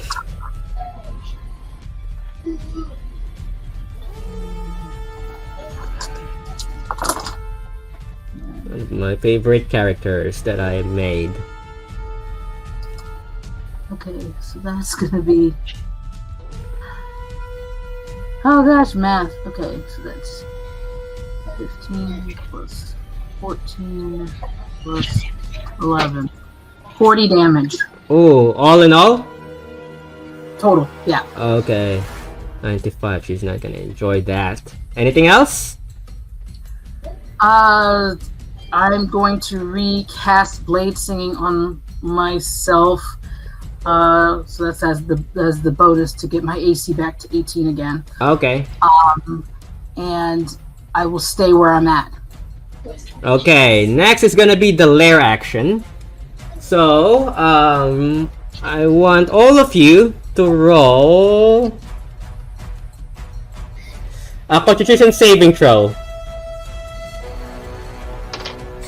Roll a con save, and for those people who have a ring of protection, you and the armband, Angela, you have a plus to your saving throws. You have a +2, basically. So for these people who have what you call a cape of protection, or cloak of protection, or ring of protection, you have a plus whatever the number of those rings and cloaks are. I got a 22. Oh, give me a sec. 22, 8 plus. Okay, so yep, you made it. I also got a 22. Okay, Mara, what did you roll? I got a 21. Angela. Oh no, Angela, you're fine. Technically, because you're flying. This doesn't affect you. Miso. I have 21. 21. Okay, so a bunch of scorpions, small scorpion starts to go, what you call, on the ground and starts to bite and poke you. You take 1 damage because you all pass. Everybody takes 1 damage. Yeah, you take, each of you take 1 damage. Piercing damage. 5, 10, 15, Technically, 20, I'm resistant to 25. piercing, so if it's halved, do I still take 1? Nope. On what you call wolf form? No, it's my ring.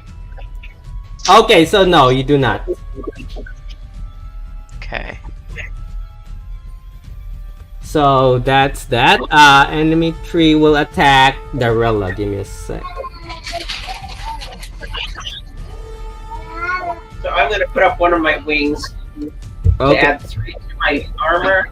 Okay. Is that a reaction that you could use? Yes, it's a reaction. Okay, so you could use that. You could use that once on one whole what you call one whole rotation. Right. So after, so you could use that, and you can only use it once. So after Miso's turn, you could use it again, basically, Right. because Miso So is stopped the round. gives me 22 armor. Give me a sec.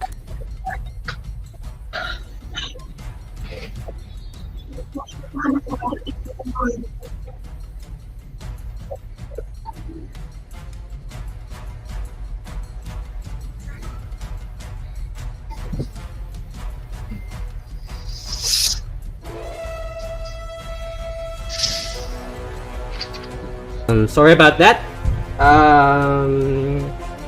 Where was I before I got cut off? Getting ready to attack me with number 2. Yep. Oh, number 3. I mean, number 3, okay. 3. 18. What's your AC? 19. I guess I don't not have to use my wing just now. Okay. So technically, only one hits. The others are terrible for some reason.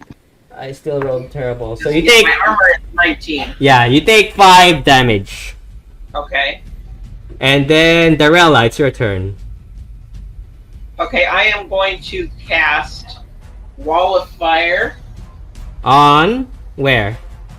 The Mama Scorpion. Okay. That's what level spell that is? That is a level 4 spell. Okay, a wall of fire. How long? Okay, I want it to surround her, so it's gotta be 20 feet by 20 feet. Ring. Okay, 5, 10, 15, 20. 20 feet by 20 feet right here? By 20 feet tall. Oh. So now, and what damage does she take? 32 damage. Automatic. Oh, 32 automatically? 32? No, she has to make a dex saving throw. Okay. She rolled terrible for some reason. So, what's the damage? That's 14, and like I said, it's 32 damage. And as long as the wall is up, anybody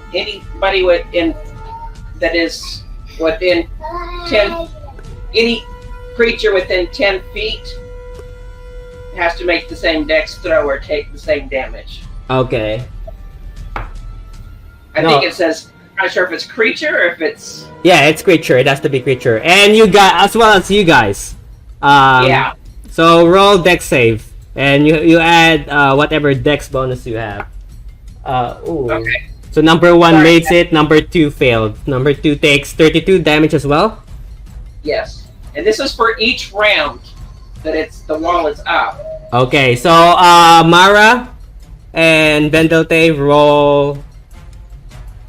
Mara, Vendelte, and Darella roll dex saves. I rolled an 11. That's with my dex. Okay. So you take 32 damage. I got 21.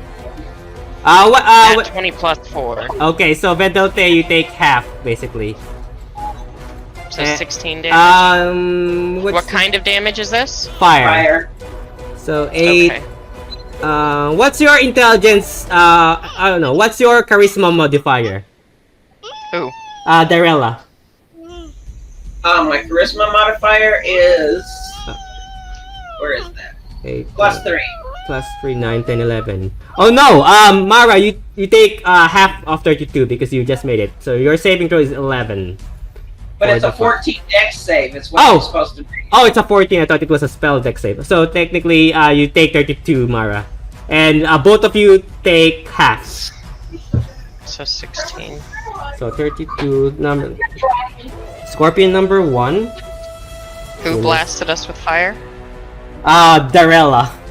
My bad. I put up a wall of fire around the 63. mama. Scorpion 2, Scorpion 1 takes... Give me a sec. What's the top of 32? 15, 16. 16. Yeah. I hate math. Give me a sec. 36. And then the other one takes 52 minus 32. 20. Ooh. As soon as you cast the spell, okay, he doesn't seem to like it. Mara, it's your turn.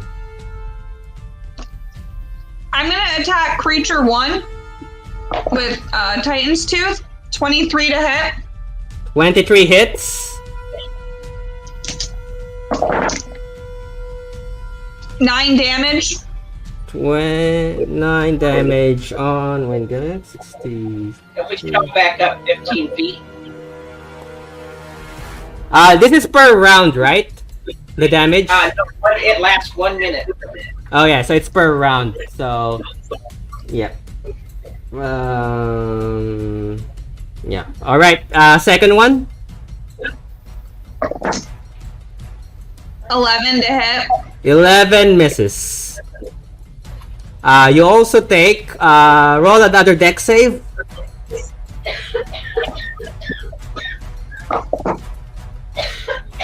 4. 4. You take 32 damage as the fire engulfs you. Next is gonna be Vendalte. Why are we still taking fire damage? It lasts for a minute. Oh. So it's a wall of fire. There's a wall of fire between you and the scorpion lady. Right. And Can I move away from this wall of fire? We need to move back 10 feet. I can't reach it 10 feet though. you can throw your daggers. But then I have to go into the fire to get them. Yeah. Vendalte, your turn. It's already in chat. Okay. 24 and a nat 20, so 48. Wait, 48, 19. 9 plus 15 equals 24 times 2 is 48. Oh god, you roll a nat 20. Yeah, you killed it! You killed her! Nice! With a nat 20. And then I would like to move away from the fire. As soon as you kill her, the scorpions scatter and bury to the ground. Nice. As her body plummets, basically. And that's the end of initiative. What do you guys do? Leaving you guys at this massive I'd like to explore the cave, but I want to see. Yeah, let's move away from the fire. Yeah, I would say. Just dispel it. Yeah, if you guys wait for a minute, it's dispelled. Okay. Search the body. Does she have anything useful? I thought she fell back down the hole. Wait. No. Wait, we're in the hole. No.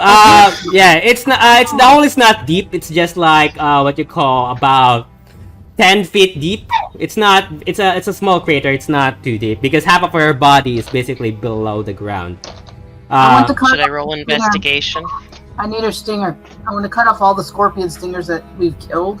So I want to start with her. Okay, so roll what you call survival. Survival. No, roll because this is hands. Roll dexterity.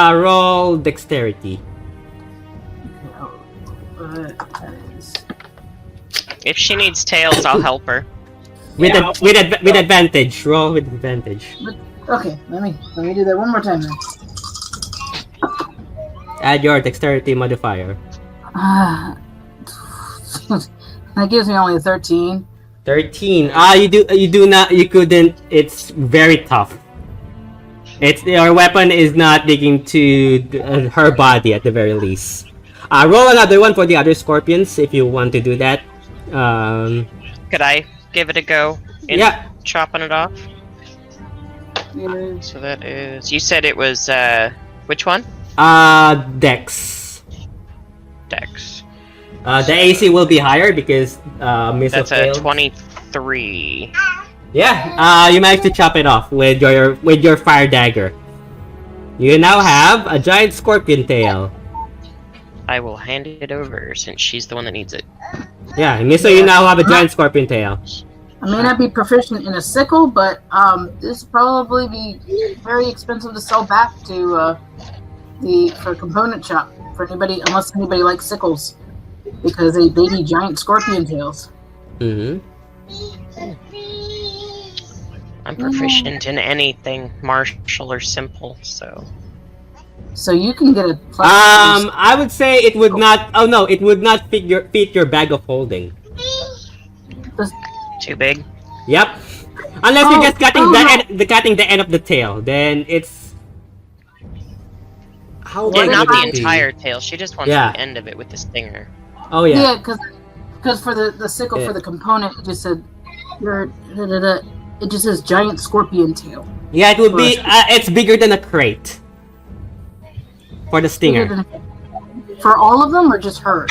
No, the tip of the tail. is bigger than the crate. The pointy end. Then, where are you? I've what if got rope. Can I just make some loops to like so someone can carry it over their shoulder or something? It will be hard because you're gonna be climbing up from the hole that you guys came from the underneath the palace. Putting it on the disc. I can cast reduce on it to make it 1/8 its size, and wait.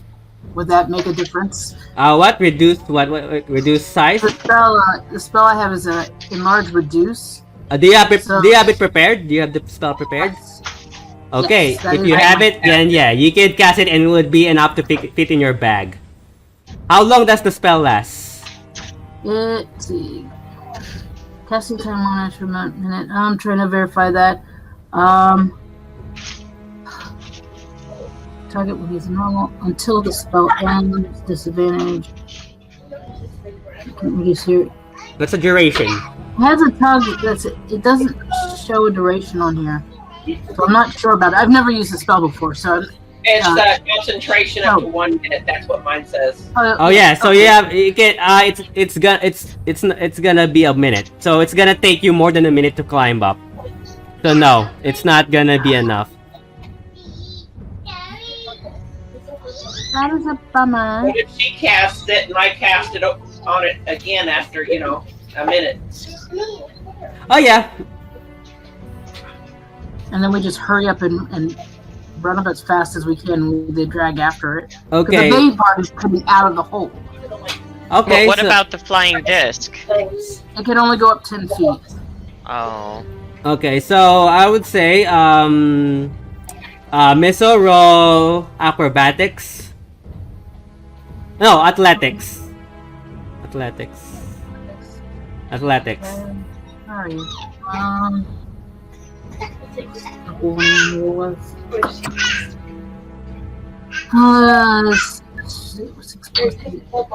Uh, 14? 14, yeah. Yeah, it's up to you. Do you have proficiency? I have half proficiency, so that makes it 16. Yeah, you barely as soon as you made it out of the hole, the scorpion basically is back to its big size. What do you guys do?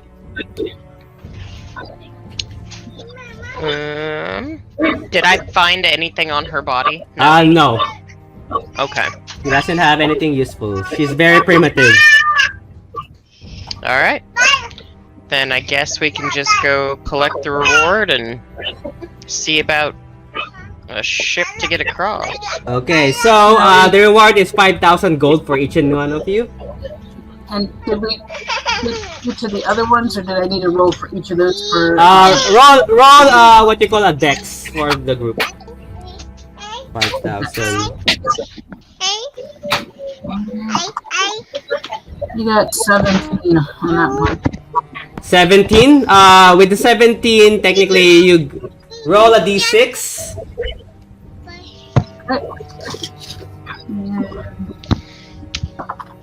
Two. You managed to get 2 giant scorpion tails. Okay. So you now have 3. I rolled a 26. Well, 2 out of the 6 Yeah. I got, so.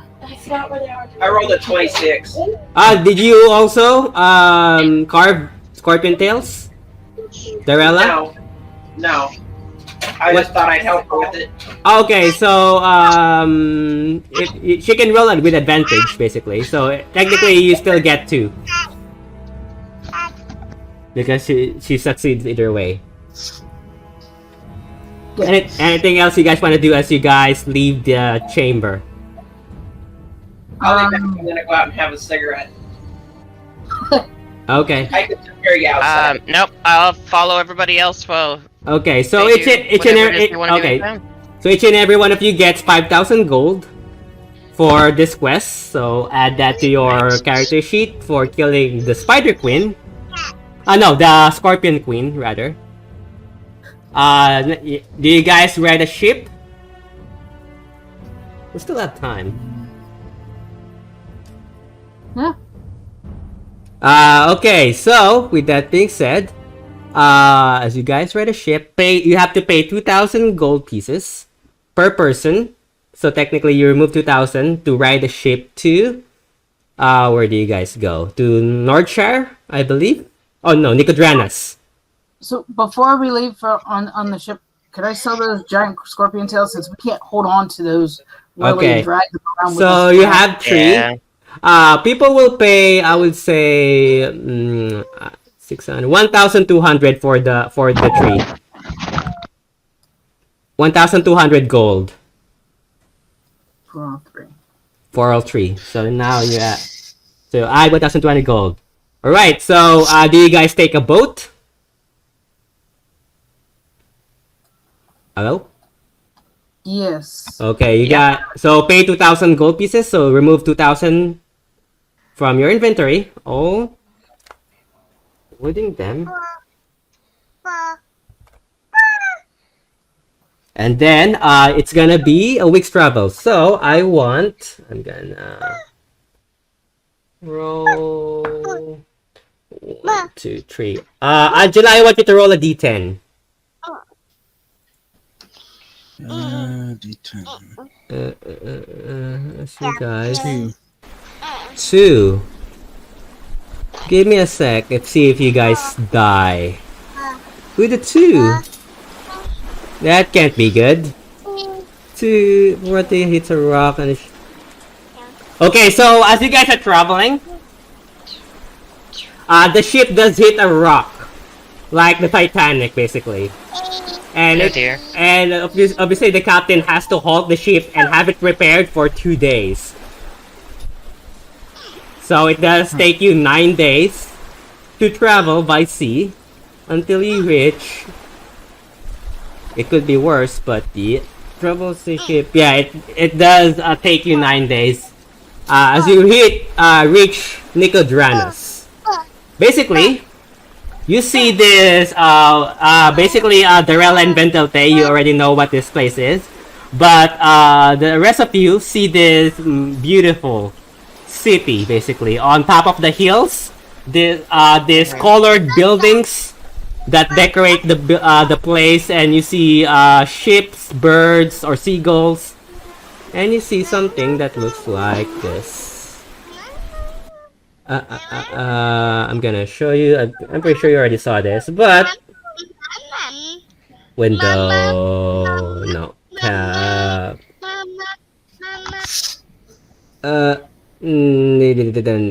So you see something that looks like this. As you hit Nicodranas.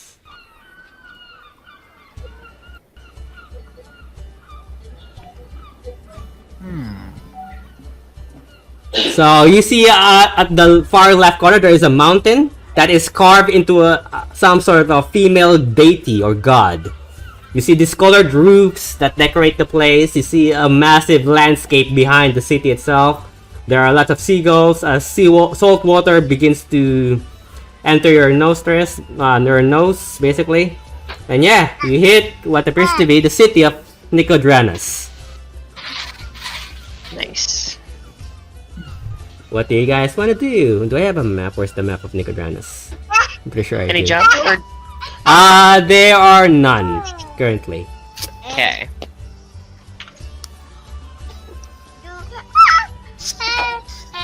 What do you guys do? Nicodranas, we were supposed to see somebody's father. Yeah, Sorka is currently not here, so we have to wait. So currently, you guys could either figure out what you guys want to do while you guys wait. There are magic shops if you want to keep buying more stuff. Yeah. I want to buy stuff, and I want to unload a couple of things that probably aren't worth anything for me to keep holding on to it. Okay, so if you go to this magic shop, the magic shop itself, it looks like a fish dock or a fish house, basically. That has a lot of nets and fishing rods displayed on the shop. There you see an armor that has a bunch of seashells embedded in it. You see what appears to be a bag of holding.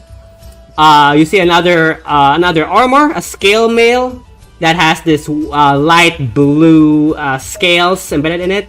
You see a cap decorated with watery waves in the leather. You see a cape that has mountains decorated on the back. You see a capsule, a small tablet capsule, which is weird. Appears to be for sale. You see a pair of gloves, a bottle that has air inside of it. You also see a series of potions and different types of rings. One has a droplet of water embedded in the ring. The other one has a ram, like a bull. The other one has a sun.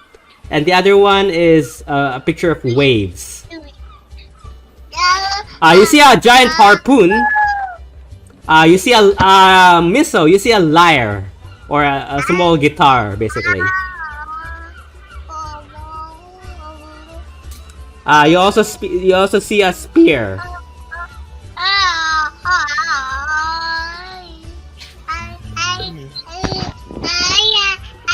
Well, I am maxed out on all of my attuned items, so nothing for me. I want to check out that capsule and bottle with air inside. Basically, the lady tells you that the bottle of air tells you that it can basically make you cast wind spells when you drink it.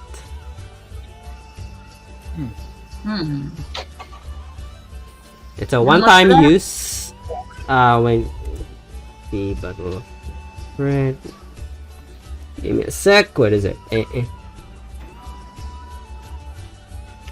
So if you oh no, it can make you it can make you cast some sort of wind spell. If you exhale in it, basically.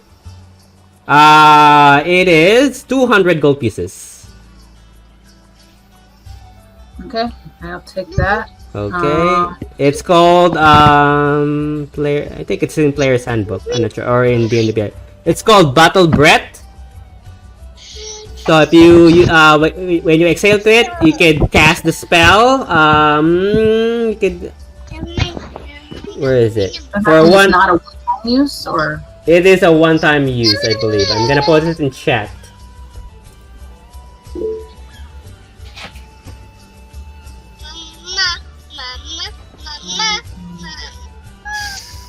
Bottle of Breath.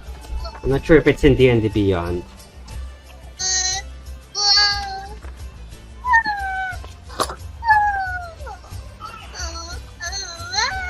I still have an hour if you guys want. What else do you guys want to do? well, the capsule's the other one that I was interested in. I'll go book us all rooms for the night. Yes, we did sleep. Yeah, with basically for there's 7. So basically for 2, 4. Basically for 4 gold, you can book 2 rooms. Okay.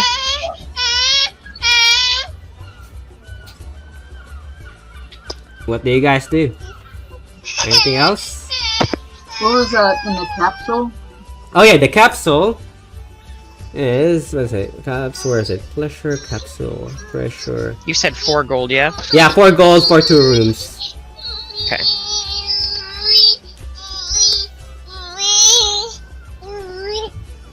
So this one, he tells you that if you use...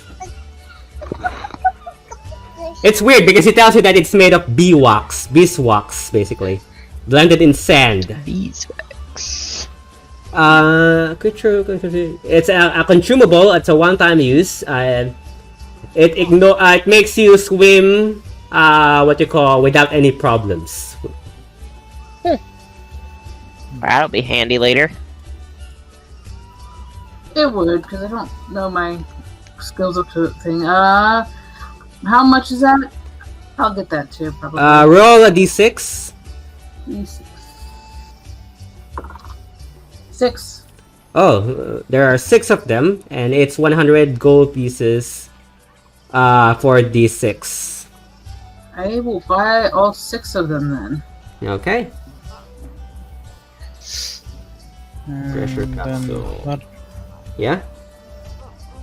The leather cap. The leather cap tells you that it can make you breathe underwater.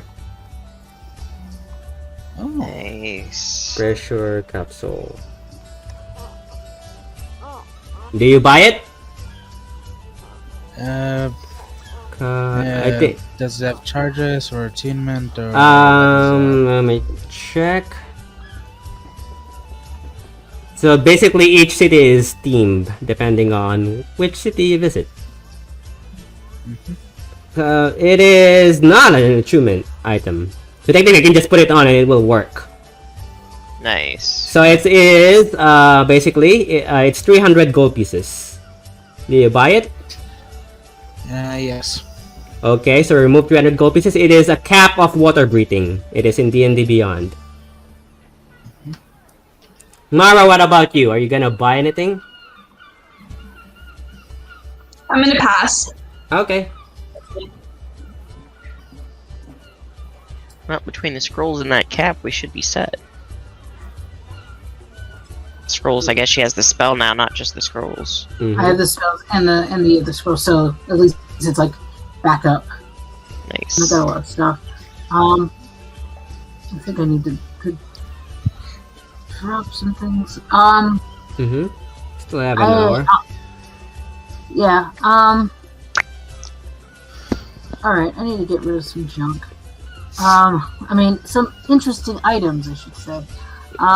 Is there a eclectic shop around here? Sorry, what? What? Like I have some of these bagpipes. They're made of bone. Some bard. You can technically no one's gonna buy the bagpipes, dude. It looks too creepy. You could buy. You could sell it to the shopkeep, and she'll pay you 20 gold. Just to. So for the, yeah, how about, I just need to remove some stuff. Yeah. So yeah, that's one. And I have 2 bags worth of gems. One was 5,000 gold, and the other was 2,500 gold. I don't know if anything else. It just said random gems and small. Yeah, gems, it's a bag of gems basically. Yeah. So you have to sell it as a group. 5,000. Yeah. So if you sell them, whatever the amount of those gems, then put that in gold in your inventory. Okay. You also see a lyre. You see a pair of gloves, a cape, a bunch of rings, a harpoon.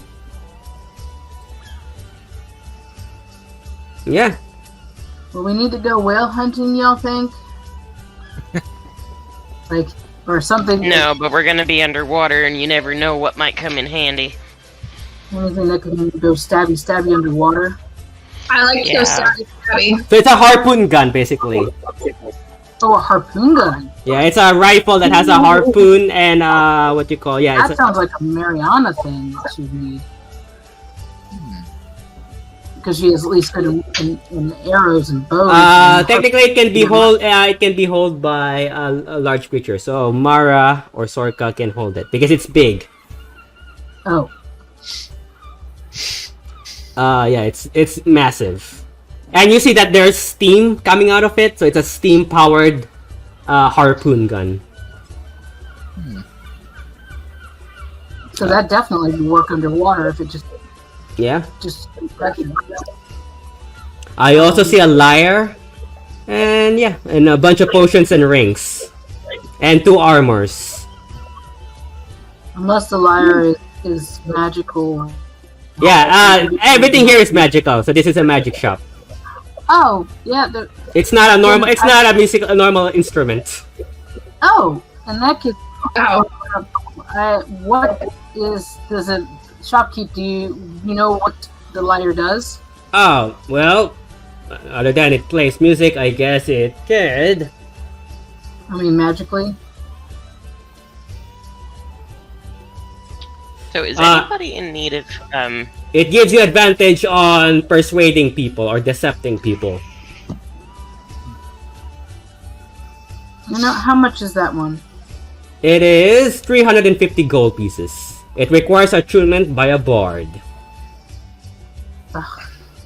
Attunement. Okay, that I don't have any more slots for attunement. Mhm. Yeah, no, I don't have any more slots for that. Okay. Anything else you guys want to do? Let's see. What can you do in Northshire? Does he have any more rings of water breathing left? There's like basically it's the cap, but what you call Angela already bought that. Give me a sec. He looks at you and says, "I do have this." He gives you a potion that has air inside it. Okay. It gave you an empty bottle. It can make you what you call breathe underwater. For how long? Let me check. Let's see here. I think it's an hour. Yep. Take 3 hours just in case. Potion. Basically, it has jellyfish juice in it. Okay. It's cloudy. Yum. It's cloudy green and potion with everything is common. Wait, it doesn't say. How long does it? You can. Oh no, for 1 hour you can. It's a potion of water breathing. There you go. Okay. So I'll take 3 just in case. You can. There's only one bottle technically. Only 1. Okay. For 1 hour, it's in D&D Beyond. For 1 hour, you can breathe underwater. Okay. If you drink it, it's a one-time use. And that's 200 gold pieces. So deduct 200 to your inventory. Okay. Oh yeah, there's also a cape that looks like a manta ray. So it's like a cape that is a shape of a manta ray. Okay. That's probably for. So basically, everything here is underwater water type themed. Most of the items here are underwater type themed stuff, depending on the city you visit. Okay. Surprisingly, what you call, you also see a potion that has another toenail, but this one has this bluish liquid rather than the gray one that you have, Angela. So it looks like the same potion but a different color, but has a giant toenail at the very inside of the bottle. How much is it? But yeah, he has it's 3,600 gold pieces. Do I know anything other than just what it looks like? Nope. Other than it looks like the one you have currently. It is different color. That's the only difference. But yeah, it could be a giant strength. You don't know what, basically. Yeah, I'll take it. You buy it? Okay. So for 3,600 gold pieces, you guys are buying a lot of stuff. It is a potion of frost giant strength. You guys can find you can find it in D&D Beyond or in Google. So it's a potion of frost giant strength. It gives you strength of something. I think higher. It gives you a strength of 23 as well for 1 hour. Oh. So you now have 1. And Mara has another. Mara has this, but Mara, if you look for D&D Beyond, you can search what you call Stone Giant Strength, Potion of Stone Giant Strength. That's what you have from. That's what you got from Angela. So take note of that. Yep, I've already got it added. Got it.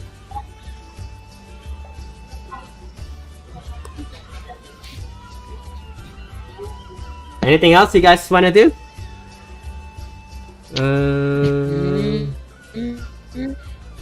I think I'm gonna go back to the. Go find me a place to get a drink. Yeah. Basically, you guys go to the. Basically, Vedote and Darella, you lead them to the what you call this tavern where there's this singing lady. I forgot her name.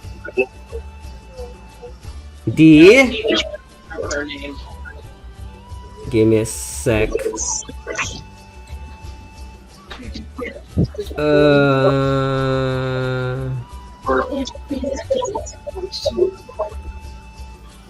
So what's the name of the place? I know I put it somewhere. Give me a sec. So the name of the place, back at Nicodranas, that's a long ways down. Darn. Long ways down. Oh god, that is. So it's called the Lavish Chateau. Lavish Chateau. So you see this Vendelte, it's up to you if you want to lead them to them, if you want to drinks. So technically you got oops.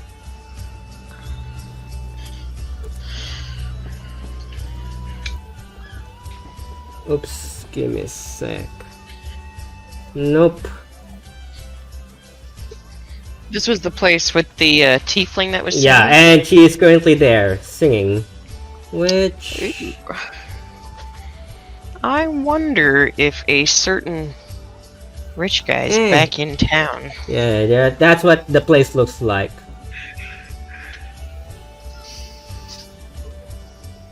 Nice.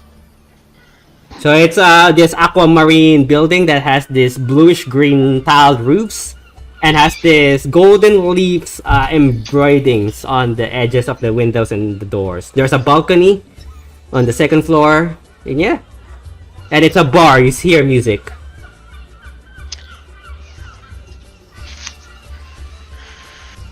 While we're in town, perhaps I should inquire about that guy I was supposed to. Currently, you're not allowed to disturb her while she's performing. No, not her. Oh, okay. Remember the task she had us doing? Yep. But he got away. Mm-hmm. We should see if that guy's in town so we could finish the job. Yeah. Currently the place is still closed with guards. You do hear her sing, and she has a beautiful voice. So technically, for those people who wants to see what she looks like, she is a tiefling. She is a purple tiefling with horns, wearing this gorgeous slutty-like dress. Has this gold embroids on hanging from her horns. Let's see. I think I have a picture of her somewhere.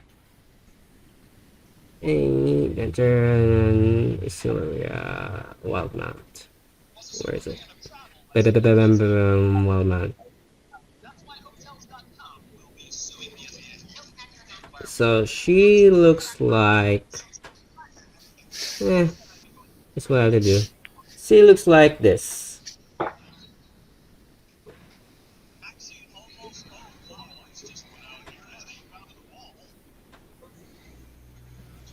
That's what she looks like. And she currently is performing.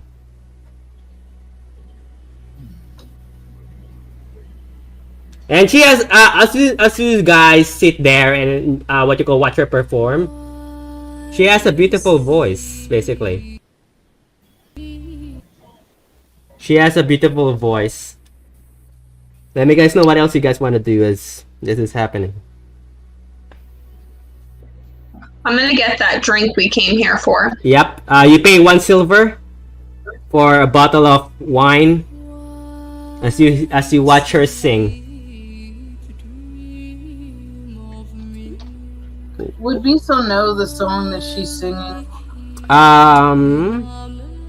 Roll history check. That's not gonna go well. Let's see, history. Alright.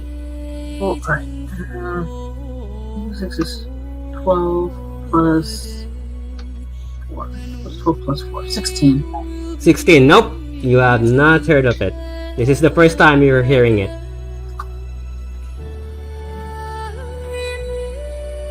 So I can't even sing along with her. Yeah. She has a beautiful voice. Maybe she is some sort of like an opera singer or performer in this You can tell that she's like a bard or something, performing on stage. And there's a spotlight on her, like a crystal spotlight, causing this light yellowish glow on top of her, as everything around her is just dark.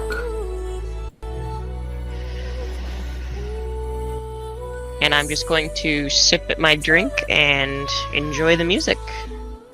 Yeah, what do you guys...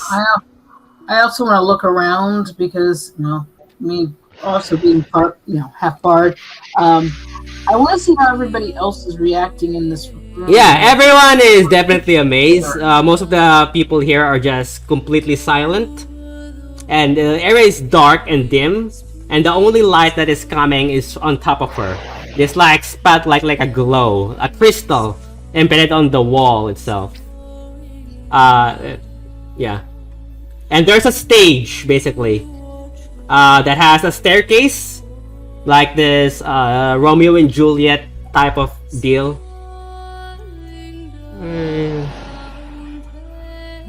Yeah.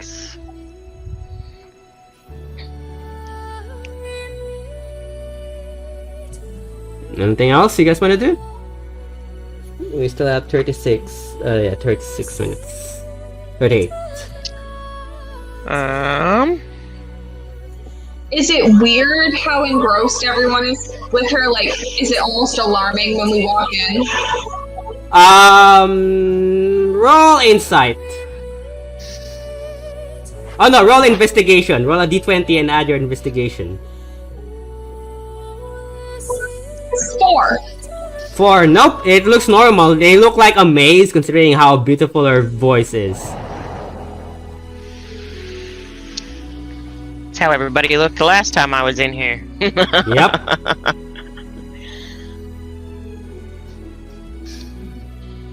Anything else you guys want to do? Where's the other picture of her? No, I have one. I know for a fact it's on the Facebook page. Yep. That's the Somewhere. decent one.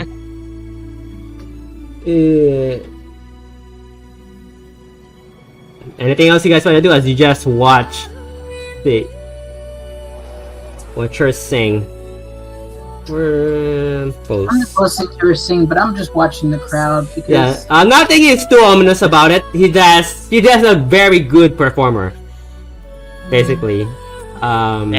People come just to watch her sing. Yep, that's what you're getting at. It's in the Facebook page somewhere. I'm gonna see if I can get some food while we're here. Yeah, basically you for 2 gold, they serve you lobsters and quail eggs. Do they have vegetables? Yeah, they have As a wood vegetables. elf, I don't eat meats unless there's nothing much else. Yeah, there are vegetables. They are what you call seaweed, basically crunchy seaweed salad. Awesome. So I would say if you guys are buying a meal for 5 gold, it's not fancy, but it's decent.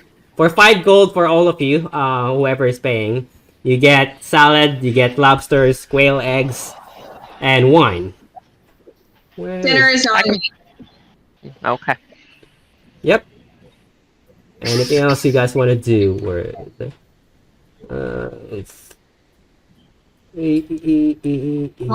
after I eat, I guess what I'm gonna do is I'm gonna go around.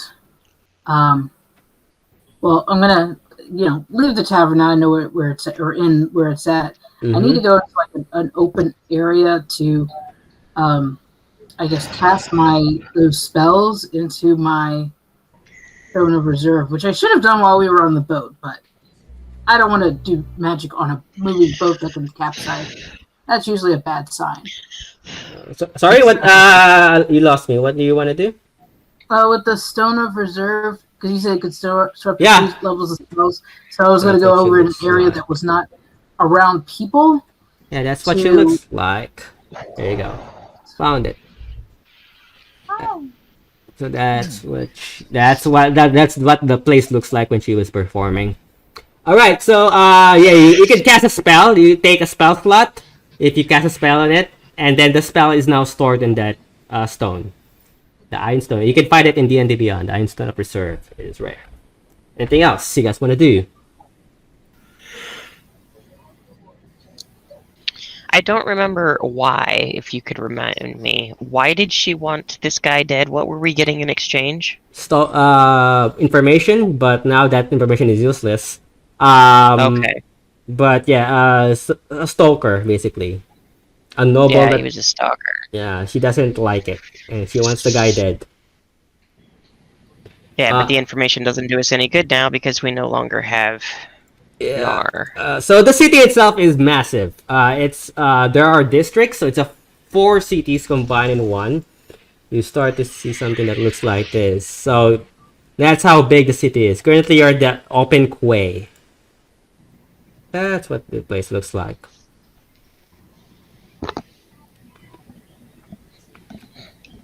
Yeah. Anything else you guys want to do? There is a library. There's the palace. You do not see any job boards or anyone looking for job boards. There are one thing that you notice that there is a board in the docks that has a lot of people missing. Mostly captains, mostly the ships, and the crew vanished. And then there's what you call painted something on the board that says avoid the diver's grave. When you travel, if you have a passive perception of what you call 12 or higher, you do hear people talk about the diver's grave a lot. Most of the things that you hear is basically people avoid that place because it's like Bermuda Triangle. Ships go there and they do not see the light of day ever again. Mara does not hear this conversation at all. Yep. She's just oblivious. We are having a beach day. Yeah, the food is delicious. I would say this is the first time because your village is somewhere in the woods. This is the first time you have tasted lobster, and it's quite salty and delicious. Especially with the quail eggs. Quite a nice addition. Mm-hmm. Well, if we don't have anything keeping us here in town, we could spend the night and then move on. Okay, so the next day arrives. You have to pay another 4 gold. If you want to stay for another night, it's up to you guys. Did we already spend a whole night? Yep, it's the next day if you guys are just sleeping. Oh, okay. You get back your spell slots and your hit points. Alright. So you're unless back. Anybody has anything else they want to do, we can move on to our next destination. We can always examine the diver's grave later. There's also a library. Yeah. Anybody want to go to the library? Mara has no use for books. Nope. She's a barbarian. What do you guys want to do? Alright, let's carry on. Where do you guys go? Show you the map. Aren't we supposed to be headed for somebody's village? It's up to you guys. There you go. So you're now at Nicodranus. Let's head up to Port Zune.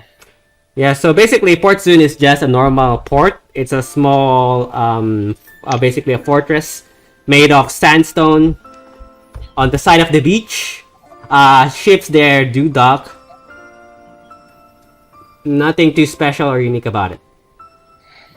Okay, then we can carry on to D-Stock? It's gonna be a week's travel.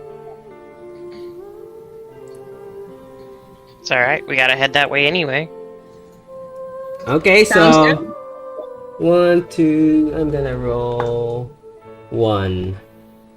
Then, Carol, Vendelte, roll a d10. D10. Decide 10. the fate. Oh, 10. Yeah, easily enough. Within 5 days, you arrive to Deastock. Deastock. Do I have the city? Deastock. And me. Yep, I do. So you see, basically it's a small village. Surrounded by walls with red tiled roofs. You see something that looks like this. As you enter, it's not a city, it's a small village, basically. Okay.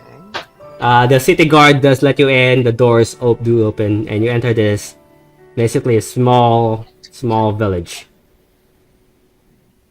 No job boards here then. Let me check if you currently looking.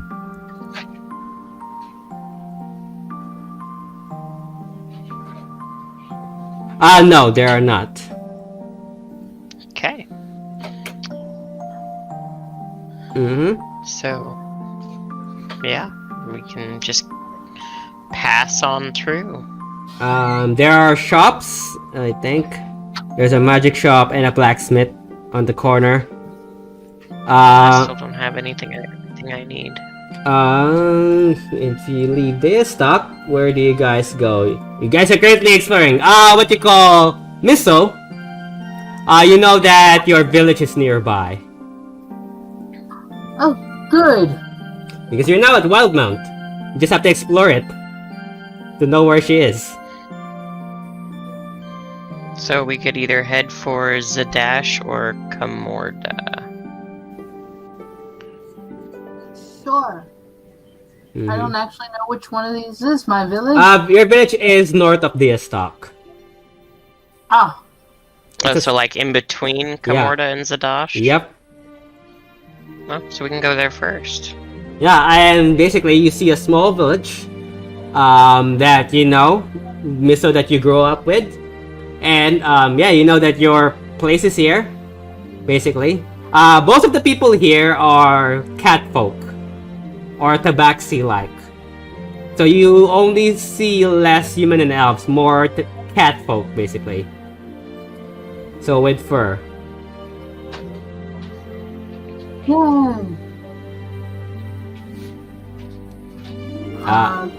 Yeah. So we're gonna go that direction. Okay. So you go to your house, basically. And you do see your home there. Your father is there, basically chopping wood. Oh no, your brother is there chopping wood. And you see your little sister pickpocketing. Oh no, not pickpocketing, picking flowers. Pickpocketing is different, sorry. Picking flowers. It's like, I don't want her to be a rogue. That means the rest of her family has to die. Yeah, you don't see your father or your mother anywhere. Wait, someone left. Hello? 1, 2, 3. We're still here. Oh yeah, okay. That's weird. I only see 4 of you. I see 4 others. I see 5. It's probably my Google trying to mess with it. Okay, never mind. What do you guys do? My Google Chrome is acting up. I approached Terry. I'm like, Terry, I'm back! Yay! I mean, it's been like what, almost a month. Yep, it's almost a month. You've been traveling for like 2 to 3 weeks, most. Your brother goes. Any sign of Sake or Saki? No, but she left ahead, so she's not here. Your mother is deeply frustrated. Well, on the bright side, I mean, we didn't see her for 12 years, but we know she is alive. At least that was one confirmation we didn't even have before. So she is somewhere in Wildmount, because she did say she was going to come back to this area somewhere, but I don't know where else she'd be, but we will eventually run back into her. Okay, he puts an axe on his back and says, well, hopefully it stays that way, that she's still alive. If you want to see your mother, or mom and dad are inside. Dad is just, reading books with his pipe. Mom is cooking. Good. Yes, and now I'll go over and go inside. Oh yeah, by the way, here are the rest of you remember Vendalte and Rella. We got a couple more people join our party as well. Hey, this he waves at here is Tara, and here is Angela. And I'm just assuming the others are just around as well. Nice to meet all of you. Yeah. Yep. So basically, you see, you see your Misso's family that looks like this. Wait. Okay, now I see 5 of you. What? Freaking Google Chrome. So yeah, you see basically, you see that. So you see this girl picking flowers on the side of the house, and you see this guy, this one talking to you guys. Nice. Yeah, it's Terry. You go inside. You see there's a wooden chair, or what you call a couch chair, with this torn red velvet, what you call leather, and you see this guy reading. Says, "Misso, you're back. You might want to talk to your mother to calm her down. I tried my best. I'm starting to lose faith as well." And you see this one doing dishes. Huh? It's your mother. Oh. Yep. Hi, Mom. How you doing? What you call? She looks at you, wipes her glance, and then rushes on your side, then just hugs you. Oh, thank God you're alive. Any sign of Sake? Any news of Sake? Please tell me she's with you. No, we're still on our route on trying to find her. So I am assuming she's somewhere in Wildmont. But I mean, at least we now know she's alive. You know, we didn't have that confirmation before, but we know she's alive. Okay, I'm gonna go back washing dishes. That should help me distract me from thinking about it. I'm sure she's fine, dear. You hear your father just speak from the other side. She goes back to the dishes, and you see 3 small kittens, or cubs, basically, or tiger cubs, running with their 2 hind legs, and then hugging all at the same time, hugging Misso.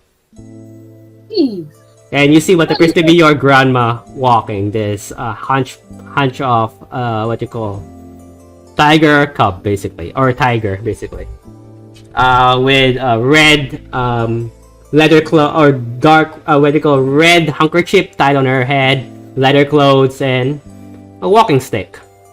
Ah, you're back. Welcome back, my dear. The kids miss you. I missed everybody as well. We're gonna play hide and seek, and then they just run outside these 3 tiger cubs. So technically there are 6 children here, or 4, including Sake, and of course there's Terry, and the 2 cats, which you believe to be Misso's parents. Well, Mom, I have a few members of my, you remember the main ones that you met before in town, and I made a couple more friends as well. Oh, perfect. So, I made some steamed fish. And you see what you call, she goes in this wooden table and stools and serves you guys steamed fish, if you guys grab any. Yes. And then a hot tea. Herbal tea. Yay. Mara makes herself right at home because there's food. Yeah, and the fish itself is a salmon. It's massive. It's just this one giant tray of a plate. And there's a tea set on the side with a teapot, which the moment it hits your scent, it's herbal, definitely herbal, and warm.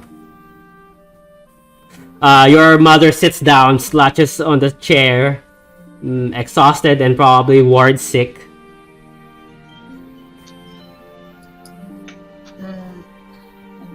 Don't worry, Mom. We'll find her. We will find her. We are en route. We will definitely run into her because, yeah, she will be seeking me as well, apparently. So we'll all find her. She just nods. She's just completely dazed and tired, basically. Terry does say his farewell and tells you that he's heading to the blacksmith.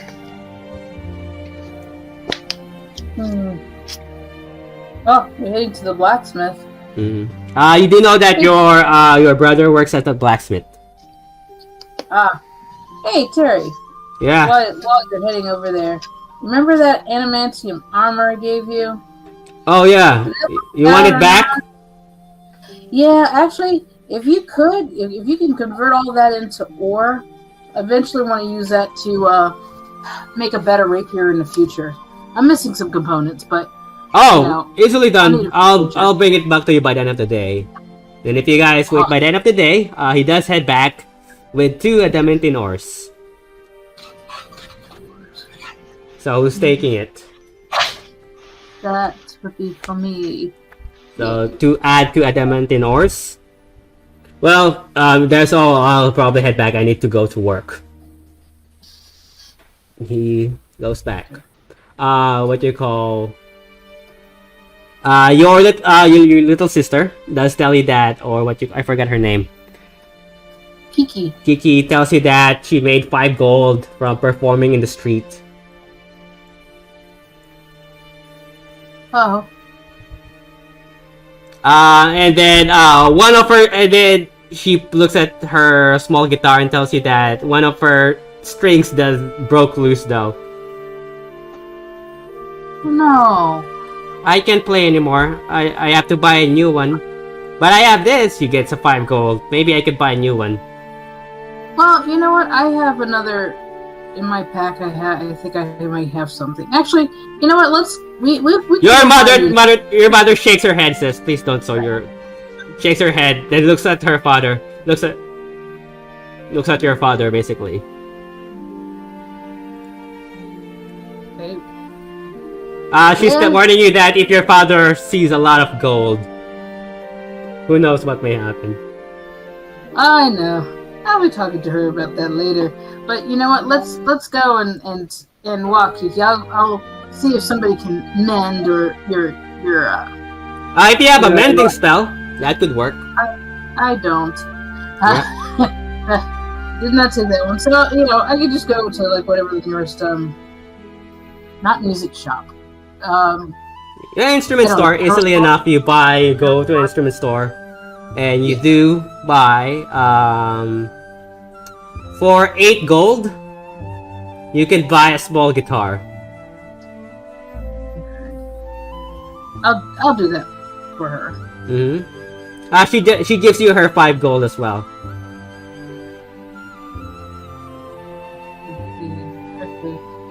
Anything else you guys want to do as you guys are in this village?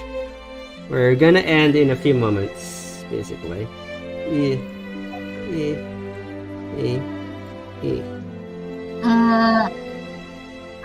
I need to talk to my mom. I need to by herself. It's okay, no one's around, especially not Terry or my dad. It's like, Mom, remember the pearls and the platinum that I gave you to hold? Yeah? Why? If you still have them, can I get those back and then give you this gold to hold instead? I need to get lighter on my feet. How much did you give to her, basically? I had given her 100 pearls and 100 onyx pearls and... Oh god, you gave her pearls. Yes, that's why I wanted it back. I never got it back before she left. She goes, well, it was 2,000 platinum as well. 2,000 platinum. So remove 8,000 gold from it. No, it's pearls. So basically, she's gonna pay 1. So technically, she does tell you that Well, she gives you a third of it. Okay. How much? How many pearls did you give to her? 100. 100. So she gives you 30. And what you call the rest was given to Terry, and the other is currently worn by your younger sister. You see a black onyx pearls on her neck. At least a dozen of them. Do you want this back? She points at her necklace. No, but okay. It's not like there's some cheap pearls because It's shiny though. Yes, it is. They are very shiny. You know what would make them even better? If you just get a little bit of paint and just coat them with paint and stuff like that. You'll be like dots all over them, like polka dots, because those are to match your eyes. So she does what you call smiles, goes to her room, and starts painting in it. She comes out basically drenched with paint. It's a bit messy. She rolled a 2. But yeah, she does have it painted. You now have 30 onyx pearls with you. Okay, and I'd given her mom 2,000 platinum. 2,000 platinum. Basically converting all my money basically back, so I'm gonna give her gold in place of the platinum. Yeah, so for 2,000 platinum, remove 8,000 gold from the platinum instead, not the pearls. And then whatever the I hate math. Whatever the remaining, that's what you get from her. So because they need 2,000 gold each to go back from Dragosha to Wildmount by ship. Okay, my 8,000 gold from the 2,000. I will do this math later. Okay. Anything else you guys want to do? 30 pearls. Well, I'm going to give my mother 10,000. Wait, how much gold? I'm going to give her 10,000 gold instead because I need to get rid of weight of coins. This is a lot of money, my dear. I'm not sure what am I gonna do with this. I just need you to hold it because I can't. I have too much, and for now. Yeah. Anything else you guys want to do? We're gonna end in a few minutes. Then we continue. I don't think so. Okay, so while you guys are currently what you call technically the family, Mrs. Family could give you lodging. It's a tight space basically because it's a small cabin house. She's gonna give you blankets and a bunch of dirty pillows, and you could easily lay there. Basically, if you want. And with that, we're gonna end that episode.